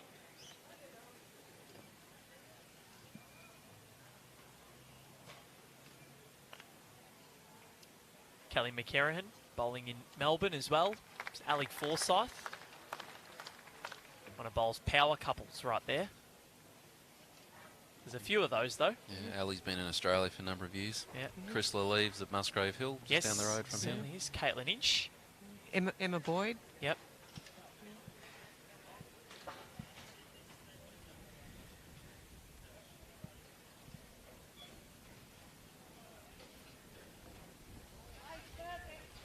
Not a bad place to move to, though, got to say. We also get a few Southerners move up, a lot of Tasmanians and around this local area at Helensvale. Yep. Get up for the warmth. I was actually talking to someone the other day, one of the volunteers right here at Helensvale, moved up from Tassie about 15 years ago. Has not looked back. Love Tassie, but I don't think I could handle the weather. Nah, it's too cold for me. Just needs to hold on here, Terry. Weight's perfect. Perfect weight. Just Yeah. fell out, I think. Still a couple to Scotland. So we've jostled for the lead. New Zealand have had it, Scotland have had it. We've been tied for a fair few ends as well. Surely we're not going to get another final end shootout. Be great for the crowd and people at home watching. Certainly. This morning was absolutely wonderful. Very vocal, Rosemary Lenton. She likes it. What has Pauline Wilson got? Needs it to continue to run. Oh, yeah. Great shot. Well, it's 2. I thought it was 2 before that one, but it's our markers are saying it's 2 and a measure at the moment. So big pressure bowl here for Terry Blackburn. She will have last bowl, so that'll give her some sort of comfort. She wasn't far away over the last. The weight was perfect. Just needs to adjust that little bit of a grass line. She is a bit wider. She had a couple to sit on as well too. Terry Blackburn. In the weight. She's not far away. Needs it to stay up. Still 1 to Scotland, but she's cut the count down from a possible 3. Now the marker's got the red indicator up. Okay. It is New shot. Zealand. I thought it was still 1 to Scotland. Yeah, well, Yeah. looked like Rosemary was indicating that they had the shot, but the marker's got 1 red. No, she's indicating a measure now. Yeah. We're getting all of them. Yeah, Rosemary, I think she's done that a little bit throughout the semis and the final. She gets very excited and thinks that they're shot, and then she goes in and has another look and goes, okay, hang on, no, maybe not. From the screen, it looks like the red. Yeah, I think you may be right, Julie.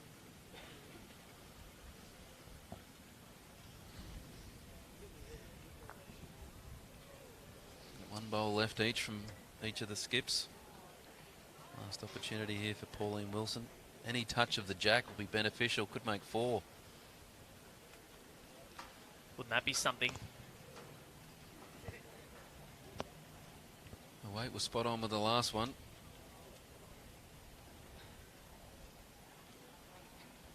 It's on its way down on the back end.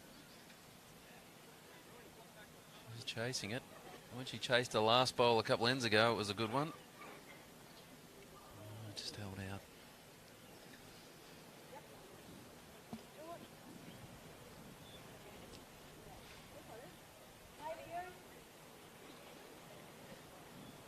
Julie saying she favours New Zealand.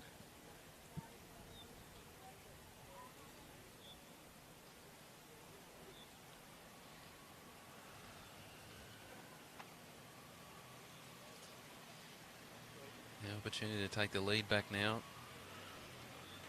New Zealand.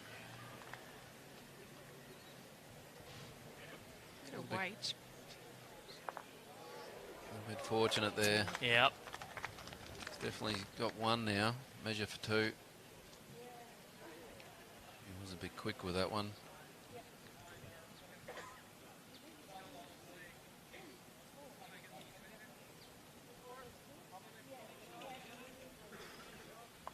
So we'll get the chocks and all of the gear out to have a look at what the verdict is. It's a big end either way, because either way the lead is going to change. What are your thoughts, Julie Keegan? I think it's 2. 2. Leaning towards that as well, which we haven't seen many multiples No. picked up throughout this match. There's only been the 2 so far, so that would be pretty valuable for the Kiwis if they get it.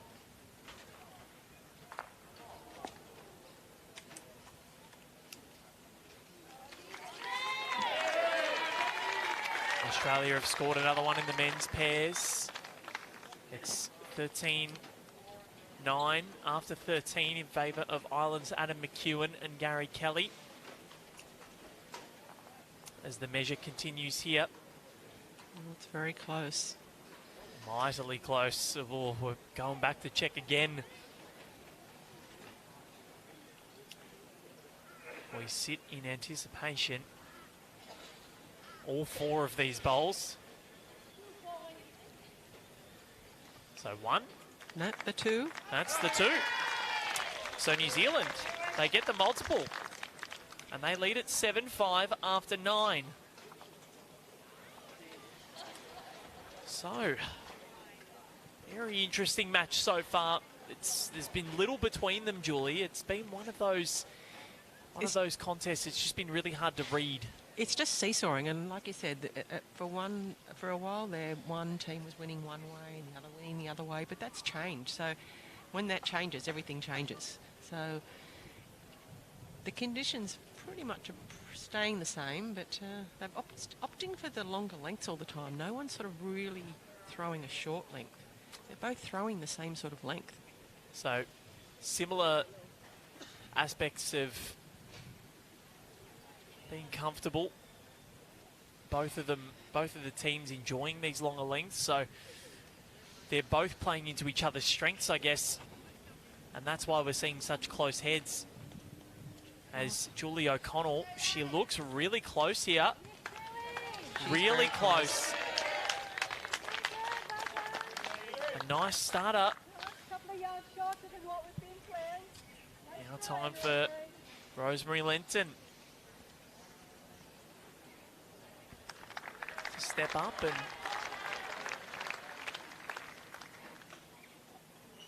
what has she got? Forehand.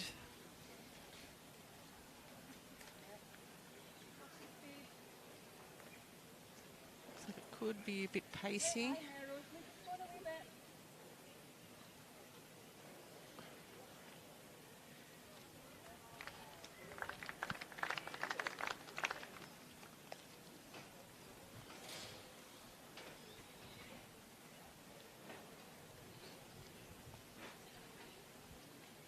So minimal correction required here for Julie.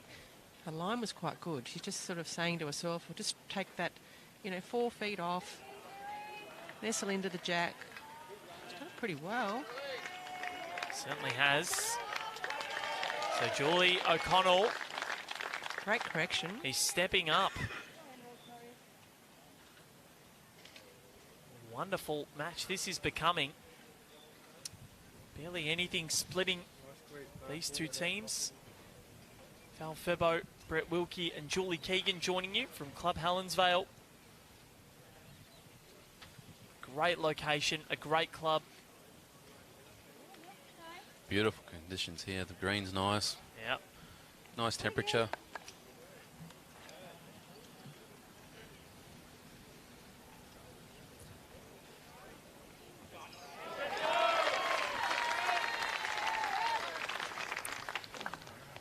So, Julie O'Connell, 2 really good bowls to start this 10th end. We're nearly 2/3 of the way through this contest, and we have no idea. We just sit in anticipation of who is going to win. She's on a much wider line than before.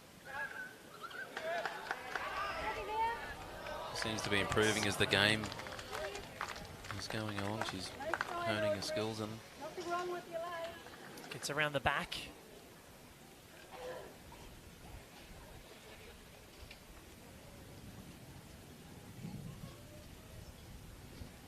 Skips are about to make their way down. Terry Blackburn and Pauline Wilson. They'll wait for this Rosemary Linton bowl to come down. Coming back nicely. It is. Will it come back enough? Almost, but not enough. Julie O'Connell wins the lead battle.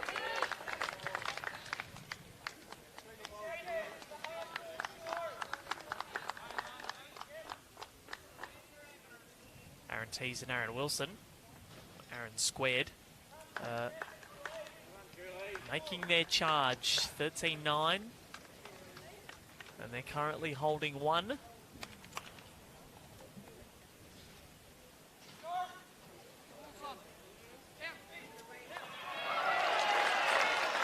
Gary Kelly's just played a bomb next door. holding 2 now, the Irish.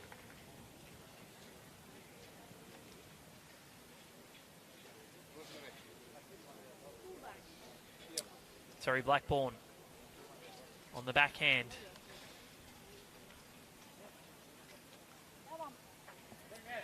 Now, Julie doesn't mind it. She's on her haunches. Terry Blackburn That's good. Yeah, very good shot. She's made 2.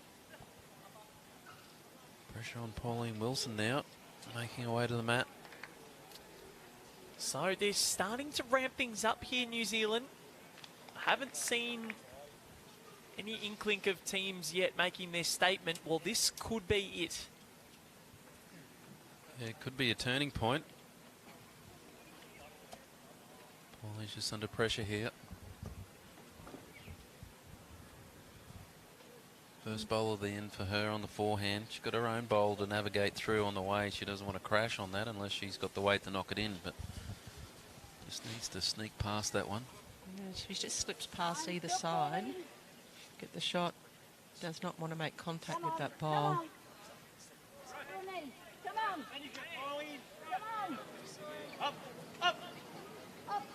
Is it enough? Oh, line was good. Not quite. Very good attempt. Good sider for her next 2.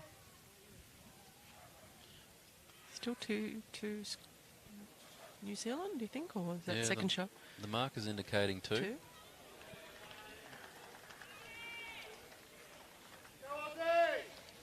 Another Terry Blackburn on the backhand again.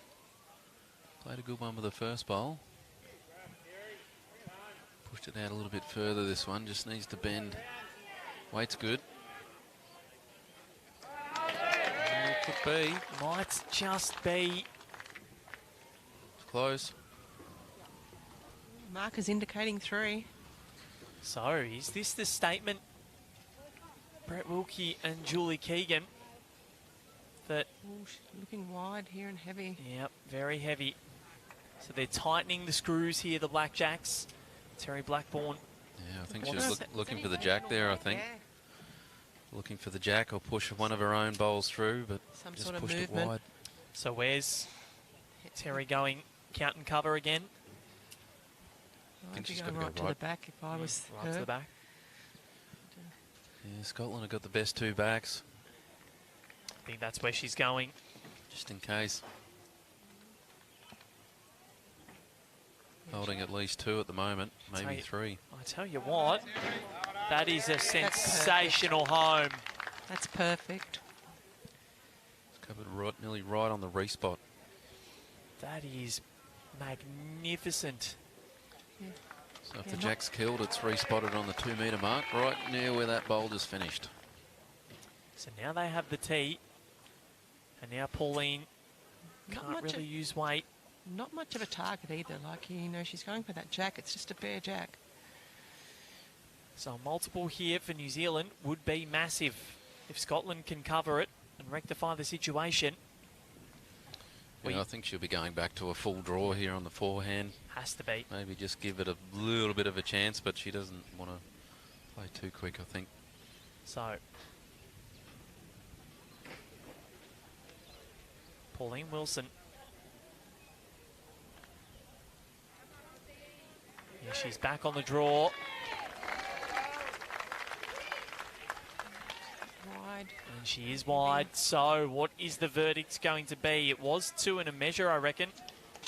So a 3 here would be massive in the context of this final. Yeah, it's going to put them in a fairly Yep. handy spot. Not a lot of ends to go now. 1 taken out.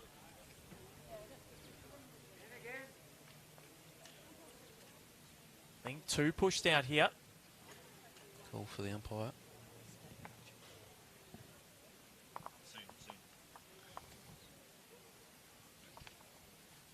Umpire, yep, you're right, Brett, has been called. Marker indicated 3. She was pretty confident with the call.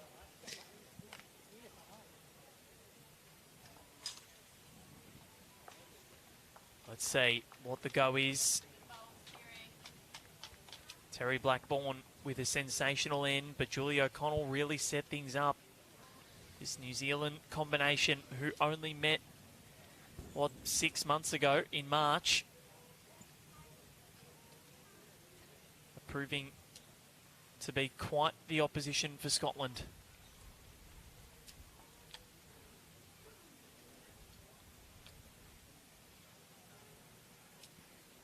They taking our times. Have been close heads.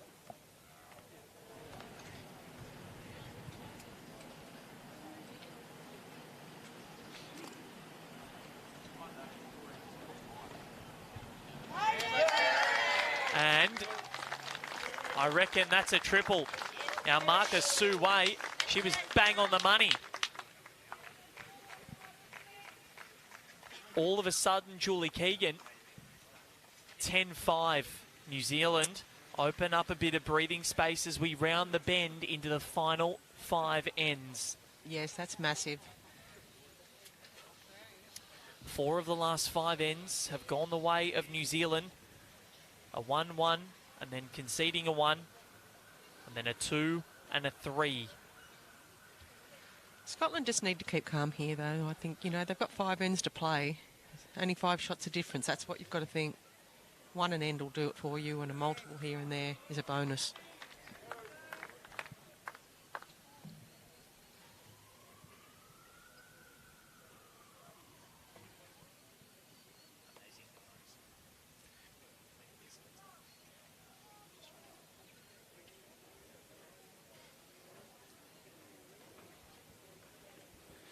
So, New Zealand, they've made a getaway.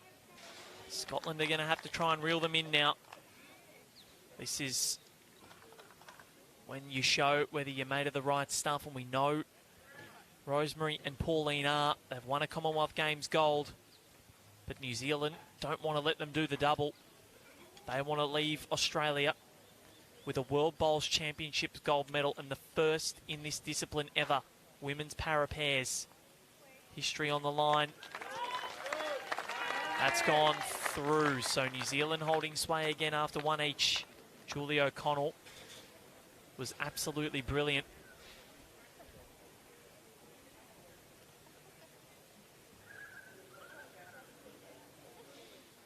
She's got a good home here, but she'll want to change this up a little bit.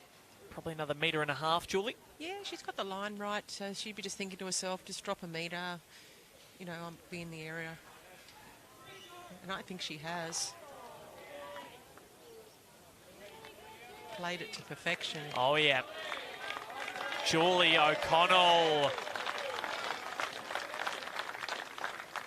Just getting some details from them yesterday and asking Julie how old she was. She goes, I'm a sprightly 64. Love it. And the way she's playing, well, she's very sprightly. Rosemary Lenton asking the question. She's gone and made a massive correction, but she's gone too short this time, overcorrected.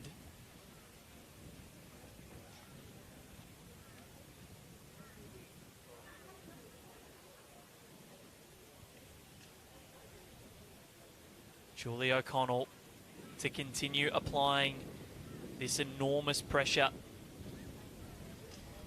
What can she do? She's pretty short here, I think. Yeah, she swapped her hand, so she hasn't really been out that side.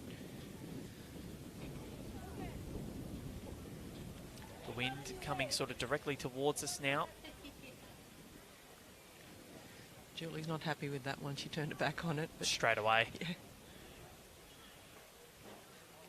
So the skips are about to make their way down after this, and New Zealand are tightening the screws. 10-5. That's the lead. And Rosemary, will it settle in for second? No, it's just going to go past. Or third, sorry. So her second bowl was second. Yeah, Scotland need to be a bit careful here. They don't want to sort of be chasing that shot too early. Just try and get something close that you can build on. If they drop another number, it's going to get concerning for them. Sure is, yeah. Because obviously a full count of 6 will get them back in front.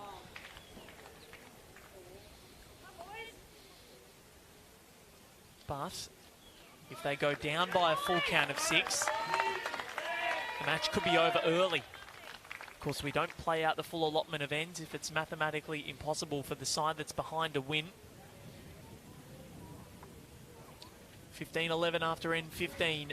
3 to go in the men's pairs. Terry's got another one in there. Yep, that'll be a second, but still... Still plenty of room for second. Yep. Yeah, she may have just gone a little bit too narrow there, just drifted away. Might only be one. To draw the actual shot might be difficult. So, what do the Aussies do next door? 4 shots behind, 3 ends to play. They are by no means out of it. But Gary Kelly, it looks as though he's been skipping beautifully.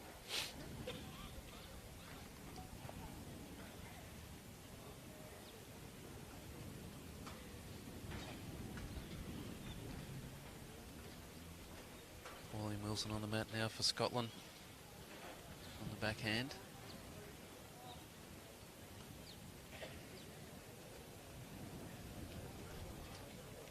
Bit of breeze up there now. Yep. Just got it caught her wide, I think. Just pushed her out there.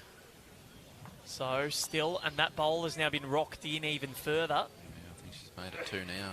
Yep. If it wasn't before, it is now.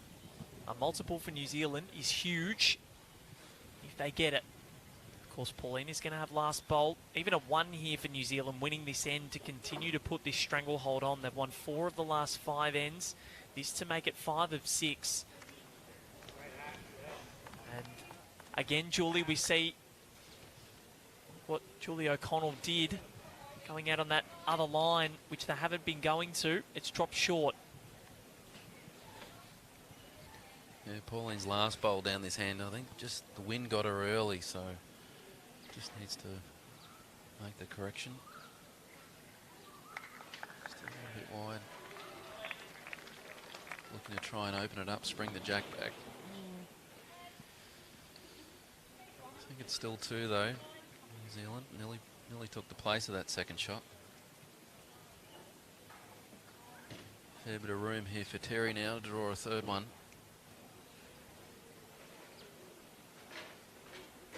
Last bowl of the end for the New Zealanders. She seems to be out on a good line. Yep. It's coming in well. Well, it's 3. Now it's 4. Pauline has got to get one in to cut this down. Needs to get in for second if she doesn't draw the shot. Definitely needs to get in for second. You can't be looking to try and attack, you know, you just, sometimes when you're trying to get the second shot and get close bowl, you can draw it, so. She's drawn some great bowls. Yeah, you've just got to back yourself, don't you, to draw the shot. Last bowl of the end.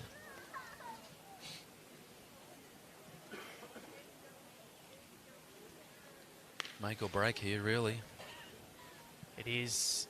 If she doesn't impact the count, it could be as good as over.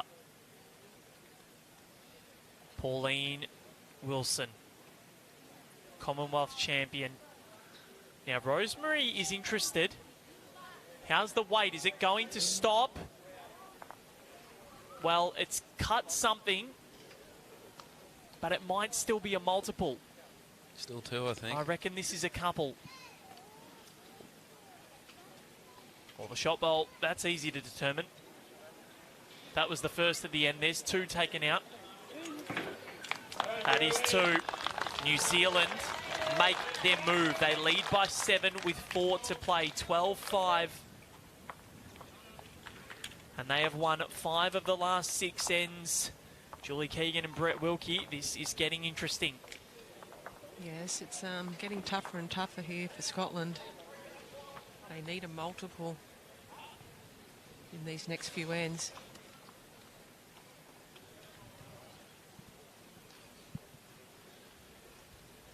Yeah, it's definitely crunch time now. As you say, Scotland, they've just lost the last few ends, last 3 ends. They need to do the same back to the Kiwis, really, win all the ends remaining in the match. But 4 ends to play. And singles aren't enough. No, they need to be making 2s or 3s at least.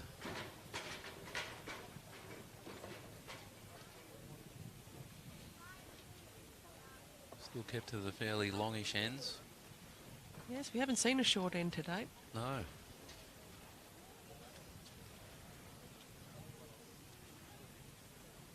O'Connell lining up on the forehand.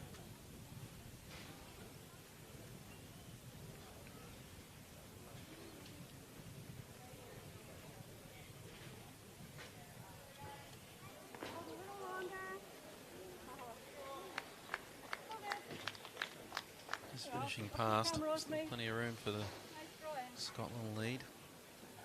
Rosemary Lenton on the mat now, also playing the forehand.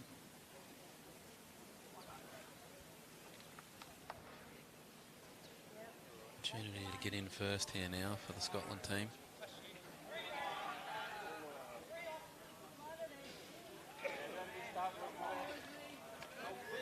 Yeah, she's played it quite nicely. Good shot. It's a very good shot. Great opener. That's exactly what they're needing.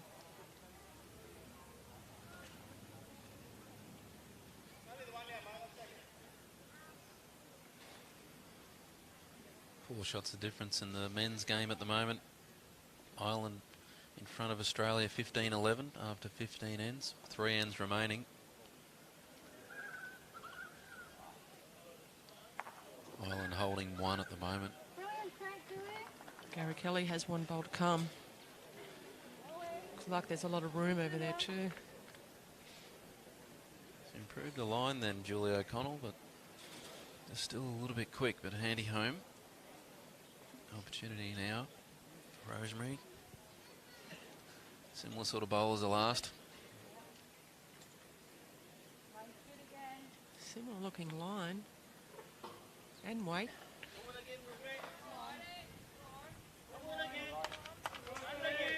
Yeah, another good shot. It's a good bowl there, just behind. Yeah, perfect home.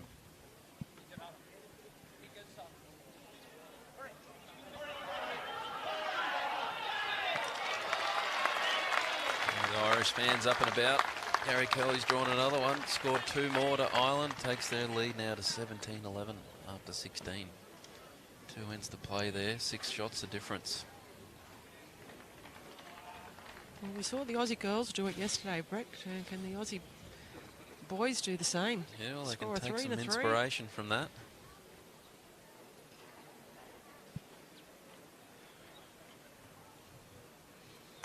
Julia O'Connell, the last bowl of this end. Last opportunity to try and get a close one. Hanging wide. Yeah, just got stuck out there. The weight was pretty good.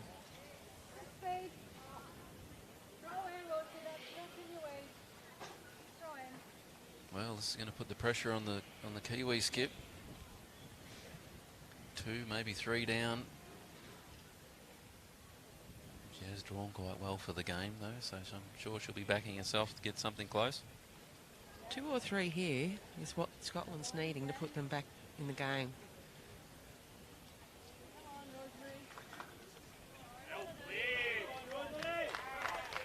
Yeah, good leading there from Rosemary. 3 good shots. Finishing a good home just past. Cover and counting.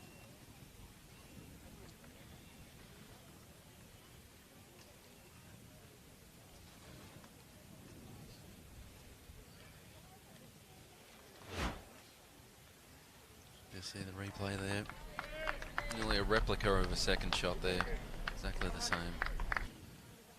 Very good, consistent lead bowling. And she gets a high 5 from a skip down the other end.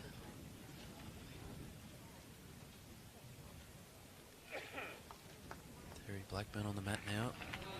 Has drawn a lot of good shots during the game on the forehand. A little bit of breeze getting up now.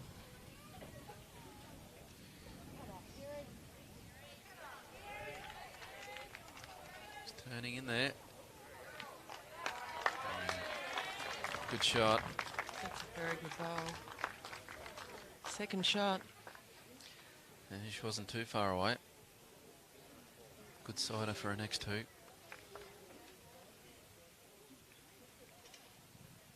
Still a bit of room for Pauline Wilson to draw another one though. Either hand, she may choose to play the backhand. Backhand, any touch on the jack might favour her back bowls. But I'm sure at this stage she'll play the hand she's most confident with. Still there, both hands.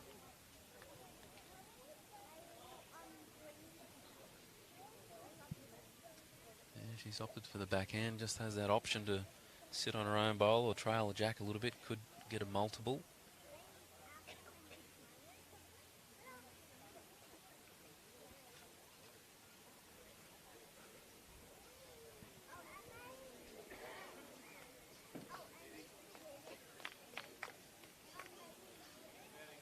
Be handy around the back there.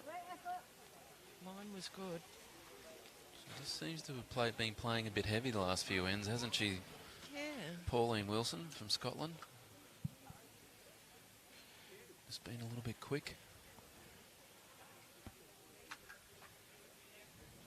But Terry just needs a little correction. She wasn't far away with the last. This is She's absolutely close. massive if she can get it. Ooh, not far away. Nearly got the jack.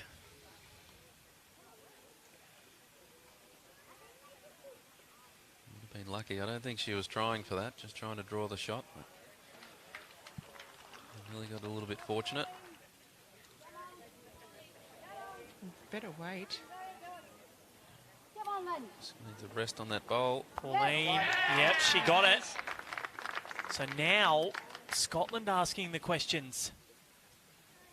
They were the form para team at the Com Games last year, taking a complete monopoly over all three disciplines. One of those is already gone. Vision impaired has gone to Australia, and the men's para pairs will be between Australia or South Africa. Can they at least get one here? Terry's sticking to the forehand. Hasn't been far away with both the bowls. Tell you Just what, a bit- this is not far off. Terry Blackburn again drifting through. So now still two, an opportunity here for a third for Pauline Wilson. These Yeah, are- she's got a couple opportunities here. She can either trail a jack to make 4 or 5, or she could roll that red bowl a couple of rolls and also make 5. And these are the ones that you need to make count. If she can make this count, it's going to give her a big boost of confidence, you know, going into the next few ends. It's one of those tricky ones because, you know, she can draw another one for 3 and then takes them to 12-8. Or does she go for the big one and try and make the 5? That's Sometimes you have to risk it for the biscuit, but 12-8, 3 ends to play. Maybe you do go for the 5, Brett. yeah, Well, well, she there's can, not a lot of danger going for the 5, really, is there? she can play similar weight till her last bowl. She's got a few options to sit on a bowl and stay, roll a red, trail a jack. Something similar, I think.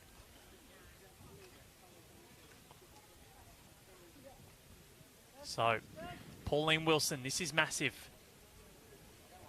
She's got the weight for the trail. Yep.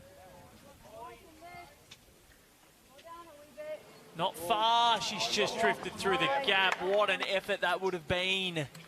But, nonetheless, they will get the 2. Yeah, it was a good attempt.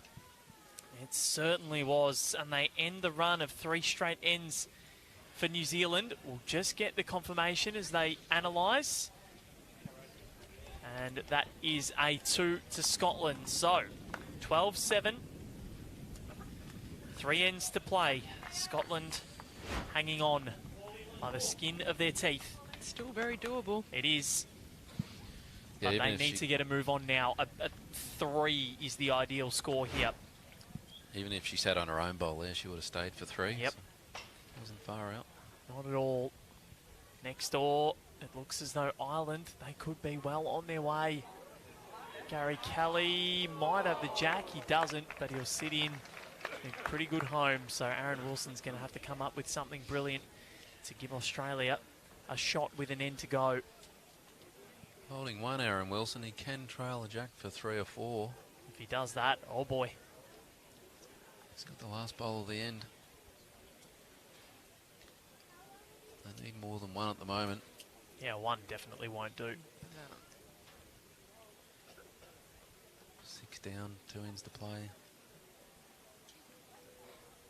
I think he's indicated a trail maybe. Yeah, he's got to play a yard onto the jack. Going to go and for it. follow. 3 feet. Pop it through. He could make 4 or 5. So, 4. Rosemary Linton. Her lead battle was really good with Julie O'Connell. Yeah, she had a really good end last end. 3 great shots. Just pushed a little bit quick this end.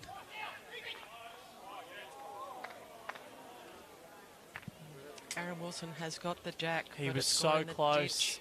and I reckon they might be shaking hands after this. I think it's over. I reckon. Too blue, the mark is Yeah. indicating. And yep, Ireland get the gold. Gary Kelly is a World Bowls champion with Adam McEwen. 3rd time lucky in a major international final against Aaron Wilson. And look at the emotion. Great to see. Congratulations to the Irish pair.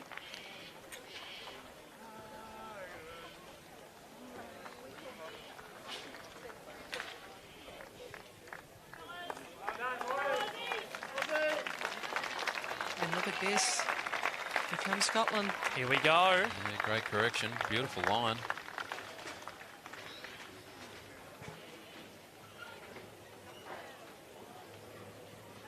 Put the pressure on once again, Rosemary. Good lead bowls.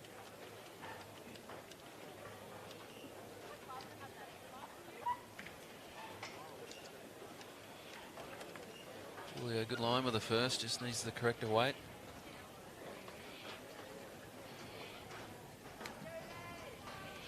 Just needs the run. Good effort. Maybe. It's close. Might be, but Scotland, they'll back themselves in here. Response there from the Kiwis. Last bowl of the end now for Rosemary Lenton.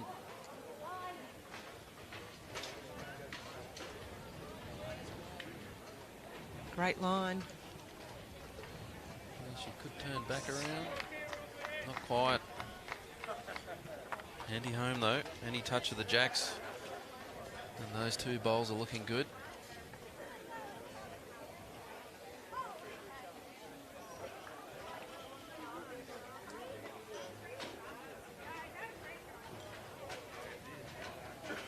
Julie's weight was good enough for the last one. Just needs to correct the line. Any advancement on her last bowl, she'll have the shot. Is she here? Is she there? Needs it to keep running. Terry wants it to keep running. So the lead battle won by Scotland, we think. Now, Brett, just a quick one. You are no longer the current World Pairs champion. No. Or maybe for a little longer. They don't have their medals yet. Congratulations to the Irish guys, Gary and Adam. They're both really great guys and good players, and yeah, full credit. Congratulations to them. And like you say, Gary's been in a lot of finals, and yeah, to win this one, he's done an amazing effort 7 years later in the same final and reversed the tides this time. You're pretty happy with that. Yeah, he's been knocking on the door for a while, and they seem to play great bowls out there, the Irish, with the conditions. You know, they had the bowls in their head and played the big conversions when needed, so well done to Ireland. Yeah, they just had the lead throughout the whole match, got the jump, continued along, but full credit to the Aussies making the finals. Well done, Aaron Wilson and Aaron Tees. Aaron Tees in his first World Bowls Championships. Amazing. And he's still got one more event to come in the men's fours. Yeah, done very well. Seems like Teesy's been around forever. I know. Certainly does, His doesn't first it? World Bowls. Yeah. It's pretty remarkable. Good there. Straight line, Paulie. So, England, Ireland, Australia. Looking possibly like it could be New Zealand here. Need some connection here, I think. Yeah, she does. Can Terry Blackburn get it? Well, Scotland are continuing to fight. Who are you favouring for shot there, Wiz? Oh, it's very close. Very close. I'm not sure. Favouring the red.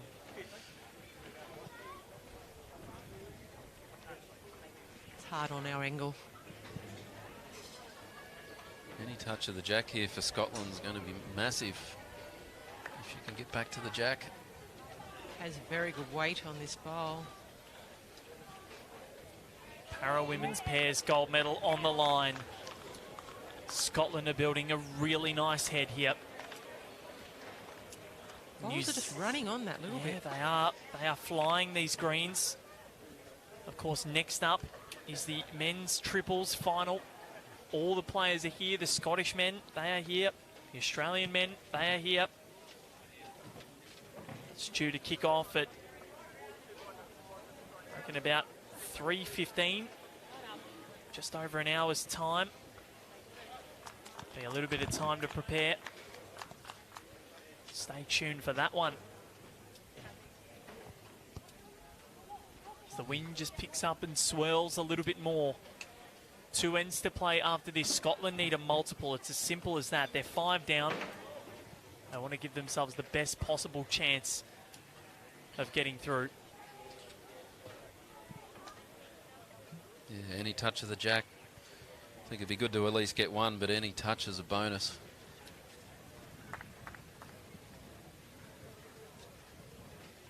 The other option is to sit that bowl through too. They've probably got 3 seconds.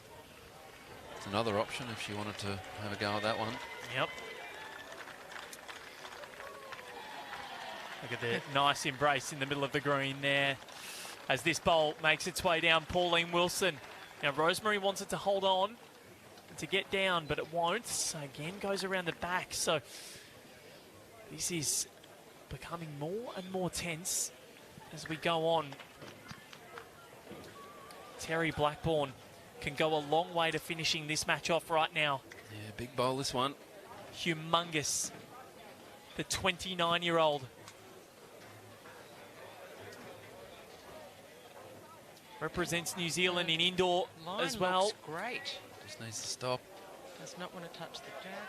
It's just Oh, it's just gone through. So I reckon we're going to get another umpire to have a look at this. Just to see. Yep, it's called out. Vicky makes her move onto the green.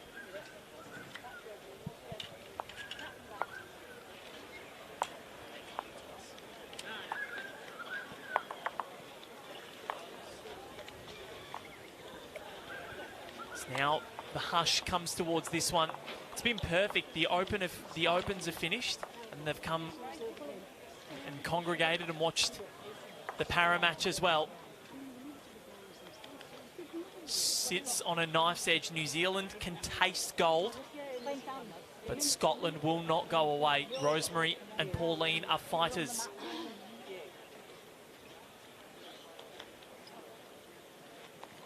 Yeah, 3 ITOs out there. It's close. The 2 Sues and Vicky.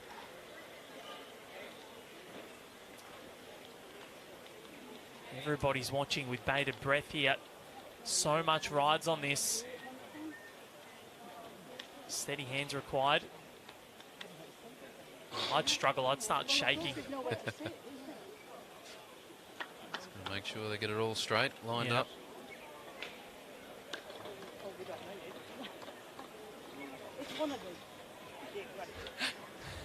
A little bit of a joke there from Rosemary saying it's one of them. Well, we know that. wow, this is close. Dead end. You called this Could before, be. maybe. Maybe. Brett Wilkie said before that we had a draw, like we could have a tight end. The drama that would create So the laser isn't brought into play here? would be. No, it'll just be up to the umpire. It's red. It is New Zealand. It is massive. It's a 6-shot lead with 2 to play. That means Brett Wilkie and Julie Keegan. If Julie O'Connell and Terry Blackburn win this end, it's over. They are the gold medalists. Yeah, it changes everyone's mindset when that's the case. Scotland not only need to win the end, they really need to get a multiple to give themselves the best chance going into the next end. But something like a 3. they've also got that, that knowledge in their mind that they can't afford to lose this end, otherwise it's all over. And we've gone super long again. Yep. Yeah, a little bit longer than what we have been, isn't it? A touch longer. Well, this has worked for New Zealand today. They have fought so hard. After the first few ends went end for end, and we had that pattern. Well, New Zealand, since the end of end 5, which Scotland won to go ahead 4-3, New Zealand have gone 6 of the last 8.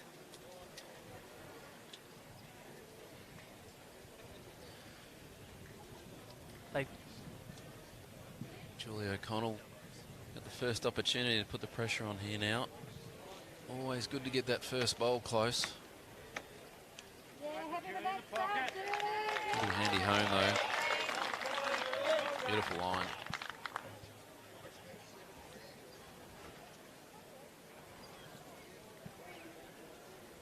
What an unbelievable performance this has been from New Zealand.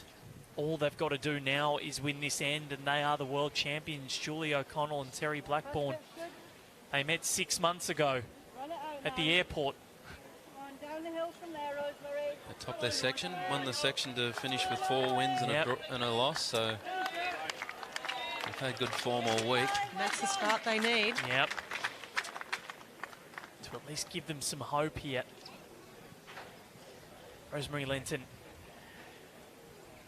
did it in Birmingham just over a year ago.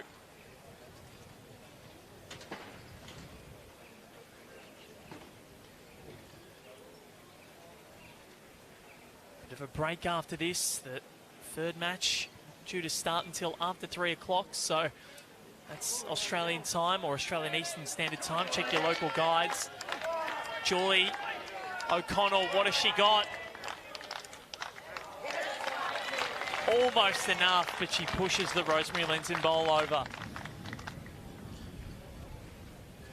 Yeah, well, that's nearly as good a shot, being that close to the jack. Makes it hard for the Scottish team to get a multiple now. Got the line again here, Rosemary. Pauline, well, you heard it on the effects mic there. You've got the line again, Rosemary. Just a little bit pacey, that's all. Just a bit pacey. So it goes around the back. Julie O'Connell for her final bowl of this penultimate end, or it could be the last end. Look at that in the front of the grandstand. A lot of New Zealand fans watching on. Right Same bowl as the last. She doesn't have to change anything. Exactly the same. All they need is one, and it's over. Scotland get one, and we go to a final end, and the possibilities for them to win remain. Julie O'Connell wants it to start working its way down. Not a bad effort. The weight was nigh on perfect. Yeah, pretty good effort there. She's done all she can.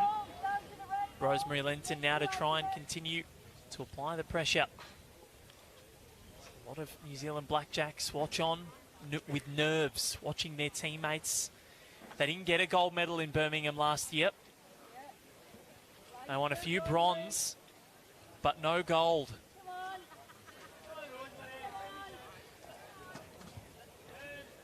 Needs to stay on.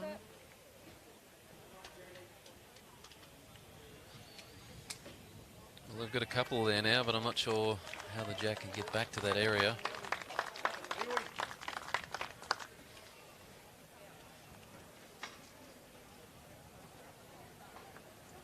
Terry's just got to try and get another one close for New Zealand. Yeah, just Either hand. Yeah, just pack that head up and, you know, get as close as you can and eliminate that number. Keep it nice and tight. Terry Blackburn strides to the mat. If they do concede this end and we go to the last, I don't want to concede a multiple to give Scotland any more hope. Lining up on the backhand. Been sensational all day. Doesn't open up the sit or trail on the backhand.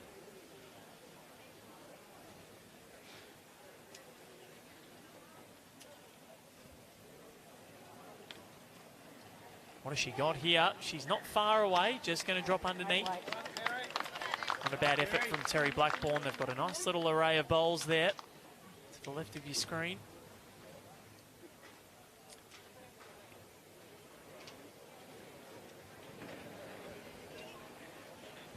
As the crowd congregates all around Rink 21 here at Club Helensvale. They really need to be trying to score at least a 3. I think Scotland, as we mentioned, the Australian women's 4s were in the same position. 6 shots down, scored 2 3s to create an extra end.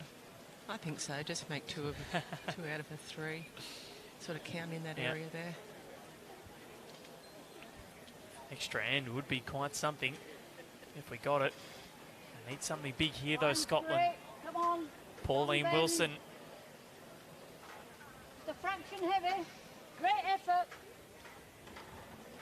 Great effort, as said by Rosemary Lenton. Just heavy. She had the line okay. Terry Blackburn wants to get another one in. She wants the shot. On the backhand. Yeah, Julie is interested here. It is working its way back, but it's going to be short. The line, again, not bad. She's had her weight right and her line okay. Yeah, she adjusted her line a little bit, but lost the weight. Still in the line of the Scottish skip now. She's just got to manoeuvre around that. Yeah, the line's good. Come on. Just a little Come quick, on. is she? Use these balls. Quick. Come on, Needs use an them. edge. Use them. Oh, great Very, effort. very close. So, She may have got a 3rd shot out Yep. of that. might have just done so. If she's got 3rd shot, she has got a chance with a last to sit that 2nd shot.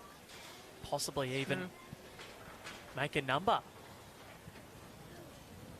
Terry Blackburn. Back on the backhand. Has got her weight right, then her line right. Can she get them both right this time?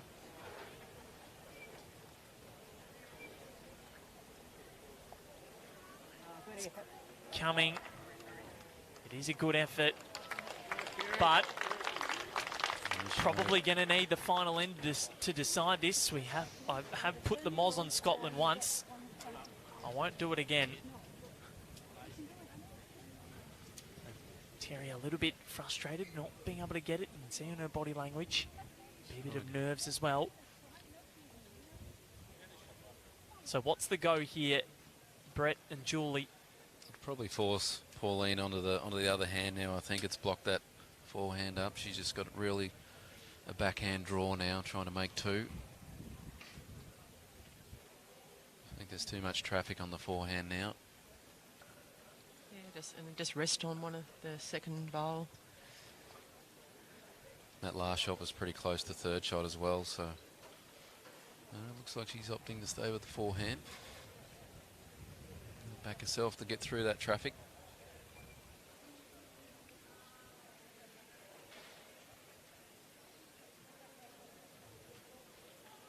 Pauline Wilson. Oh, like the line. First part's good. Rosemary, I like the line. First part's good. Come on. Start bending. Won't start bending. Pauline. So Great effort. if New Zealand did drop that end, they wanted it to be a 1, and that's exactly what it was. 13-8 is the score. Scotland need a 5 to send it to an extra end, or a 6 to win it. New Zealand need to mitigate either of those 2 scenarios from happening, and they're the gold medalists. I think the biggest number has been, what, 3? A 3, yep. And that was in end number 10. That went to New Zealand when they went on a 3-end winning run, where they scored 7 shots and broke the game open. They went from 5-all to 7-5 to 10-5 to 12-5. And that's where the match was won. That's where they made their statement. Just going to have a chat, the Scottish team, take their time. Settle the nerves down a little bit. Give each other that little bit of an encouragement. 13-8 is the score. 6 bowls to come each. Well, they've played a lot of bowls together, these two, so they can have the confidence of within each other. Yep. They just need to construct this head to perfection. It is possible. Yep, we've seen it many times. But it would have to be a massive score. Scotland have won only 6 of the 14 ends that we've played. New Zealand have won 8. It's probably the shortest end we've had for the game.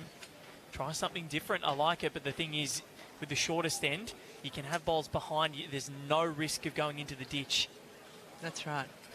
It gives them the best possible chance of securing that big score, that big number that they need to either send it to an extra end or win. Rosemary Lenton steps to the mat. First bowl's crucial. If she can start off with a good first bowl, How much pressure will set that the put? tone of the end. Backhand. And you know what? It's very good. That's a good start, a good home. Went further than I thought it was going to go. Yeah. but They're running on quick, aren't They they? are really running on now. This is where the Aussies and the Scots in the men's triples final, they are watching on.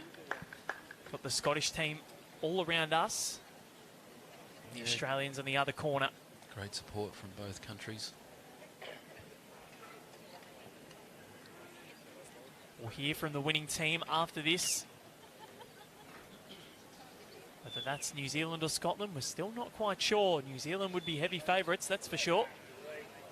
Julie O'Connell. It's going to keep running. We've seen him keep running. Magnificent. Yeah, that's a very good home. Just past the jack, right on the line. In the context of this end, it's probably nearly the perfect spot to put the bowl there. You don't really want it right on it.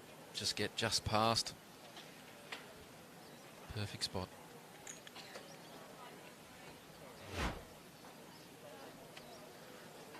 But a little trail of a jack there from Rosemary Lenton brings that Julie O'Connell bowl right into play. Yeah, New it was a good Zealand shot. hold sway. Unlucky where the jack finished up, but he's given himself a chance. Terry Blackburn, she'll have the last bowl of this end.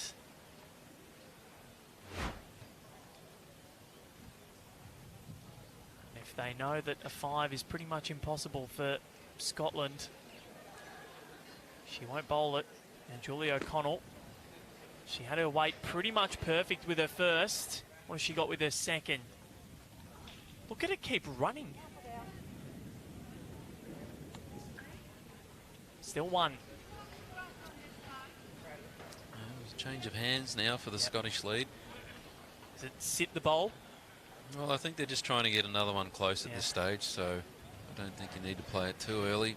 Build the head up, Yep, let the skip do the attacking. get another second shot. She's not happy with this, is Rosemary Lenton. Not enough grass. And that is why. That is tight. That's come under Julie O'Connell's bowl, so that's a bit of a wasted one.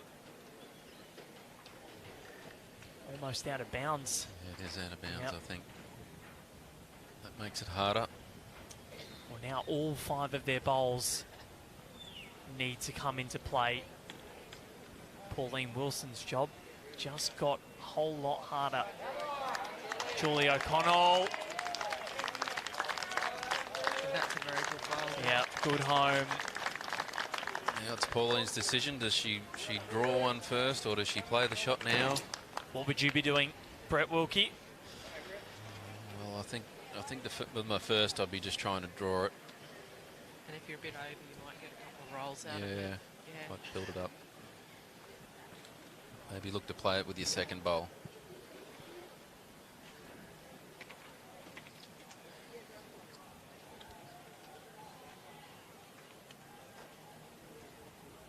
So, You know, there's Pauline different Wilson. ways you look at it. You can put the pressure on your opponents if you can get it now. Yep. You know, might change their mindset. But Pauline Wilson with a huge bowl. Got a bit of weight on it. Perfection required. And not sure that's going to have any effect. It's made it very hard now. Yep. You know, the Kiwis now need to put one out sort of that side of the green to separate all those three shots. Yep, and if they do, that'll go a long way in their quest to win this. Terry Blackburn, she's going to have the last bowl.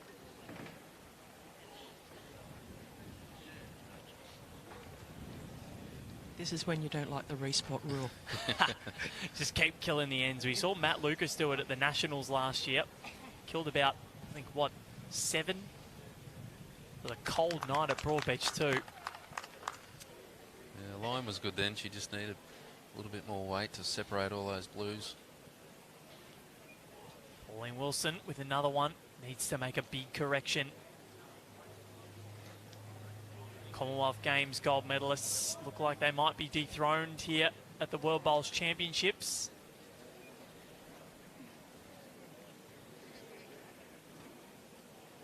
Now that's Stayed on the rink, I think. just very close. And our marker is, or our umpire Vicky is going to have a quick look at this. Leaves it. And Terry Blackburn. Yeah, good shot. That's still one. So this is it Great shot. for Pauline Wilson. Not really sure how you generate a 5 out of this. Very steady for the game, Terry Blackburn. Yep. Sensational. They do shake hands. Terry Blackburn, she's not going to bowl the last one. It'll be 1 to New Zealand. And more importantly, a gold medal for New Zealand.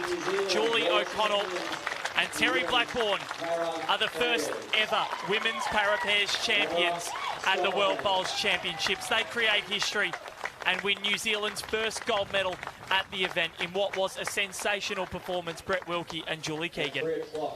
Yeah, great performance from both teams as they all hug and embrace, congratulate each other, big smiles on their faces. Yeah, fantastic game out there by both girls. All the girls, they just played great. But you know, hats off to New Zealand. They played the big bowls when needed. Yeah, well, we seen it was 5-all after 8 ends, and then New Zealand strung 3 ends together.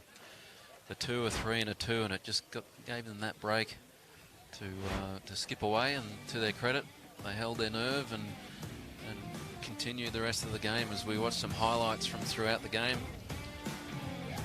Some great bowls there from the Scottish ladies.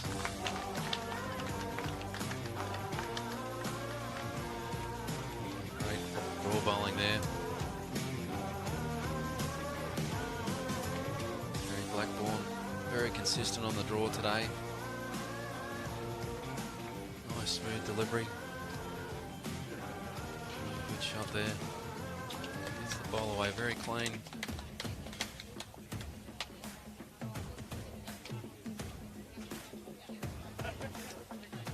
Another good shot there. A little bit unlucky there from the Scottish girls.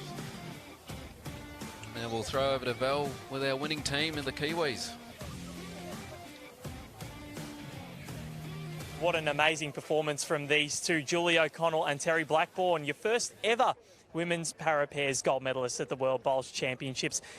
How much does that mean to you, Julie O'Connell? Absolutely everything. It was really tough out there, and we played as a real team like we have all tournament, and I'm so thrilled for us both.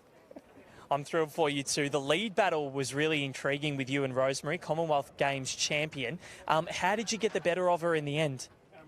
I don't know that I did. It just needed to just play your own bowl. It was just so tricky. All the previous games we've had have been on slower greens, and this was just so slick. You really had to get your line and your length perfect. Certainly did. They were quick. And Terry Blackburn, you were absolutely nailing your line out there. Talk to us about how they were coming out and how good it felt out there towards the back end, where you managed to convert a 2, a 3 and a 2 in 3 straight ends to really break the match open. Yeah, like Julie said, it's super slick out there. It was really nice to extend a lead, get a few ends in a row. The buffer's good, but never felt complacent, as you never should. Like I say, it's just one of those greens that it would be so easy to just keep travelling past it, so you just had to keep your wits about you. You've known each other for 6 months. How how have you guys developed such a cohesion? Like, it's just amazing. Honestly, it feels like much longer. Yeah, it's just definitely a good thing. No, it's been wicked getting to know Julie, and yeah, winning this with her is just icing on the cake. I wouldn't want to do it with anyone else. Absolutely amazing. Your para women's pairs champions, New Zealand, Julie O'Connell and Terry Blackburn. Thanks, Val. Yes, I think, as the girls mentioned, the quick greens, I think it may have just gone in their favour a little bit, the experience they have on the quick New Zealand greens and the wind. But full credit to the Scottish girls, Commonwealth Games gold medalists, and then to make it to the final of the World Championships, first time in the para women's pairs. It was a great effort, Julie. Yeah, certainly. Full credit to the Scottish girls. Like Brett said, a gold and a silver, that's a fantastic effort. And congratulations to the New Zealand girls. They played a rock-solid game, and I think they deserved the win. They were probably the better team on the day. Yeah, I think Terry was very consistent the whole game. Julie found a few ends just to find her weight, but then once she found it, she just zeroed in for the rest of the game and went very well. Yeah, Terry was just magnificent. I think, for her first time out there, she's just done a remarkable job. Really well done, and I think she's got a big future in the game. They both do, and look at that, the New Zealand flag draped over their shoulders. We still have more to come, Brett Wilkie and Julie Keegan, because the men's triples final is coming up in just under an hour's time. We're very much looking forward to that one. Trial ends start at 3 p.m. Australian Eastern Standard Time. That is between Scotland and Australia. Foster, Oliver and Marshall against Wedlock, Sheriff and Healy. What a contest that is going to be. Yeah, looking forward to this one. Yeah, I mean, you've 6 star players. It's just going to be a terrific contest out there. I just can't wait. Brett Wilkie and Julie Keegan, thank you very much. Thanks, Val. Thanks, Val. It's been an absolute pleasure having your company. New Zealand getting the job done. Women's para pairs gold medalists at the World Bowls Championships. Val Febo, Julie Keegan and Brett Wilkie. We'll catch you soon. Men's triples coming up.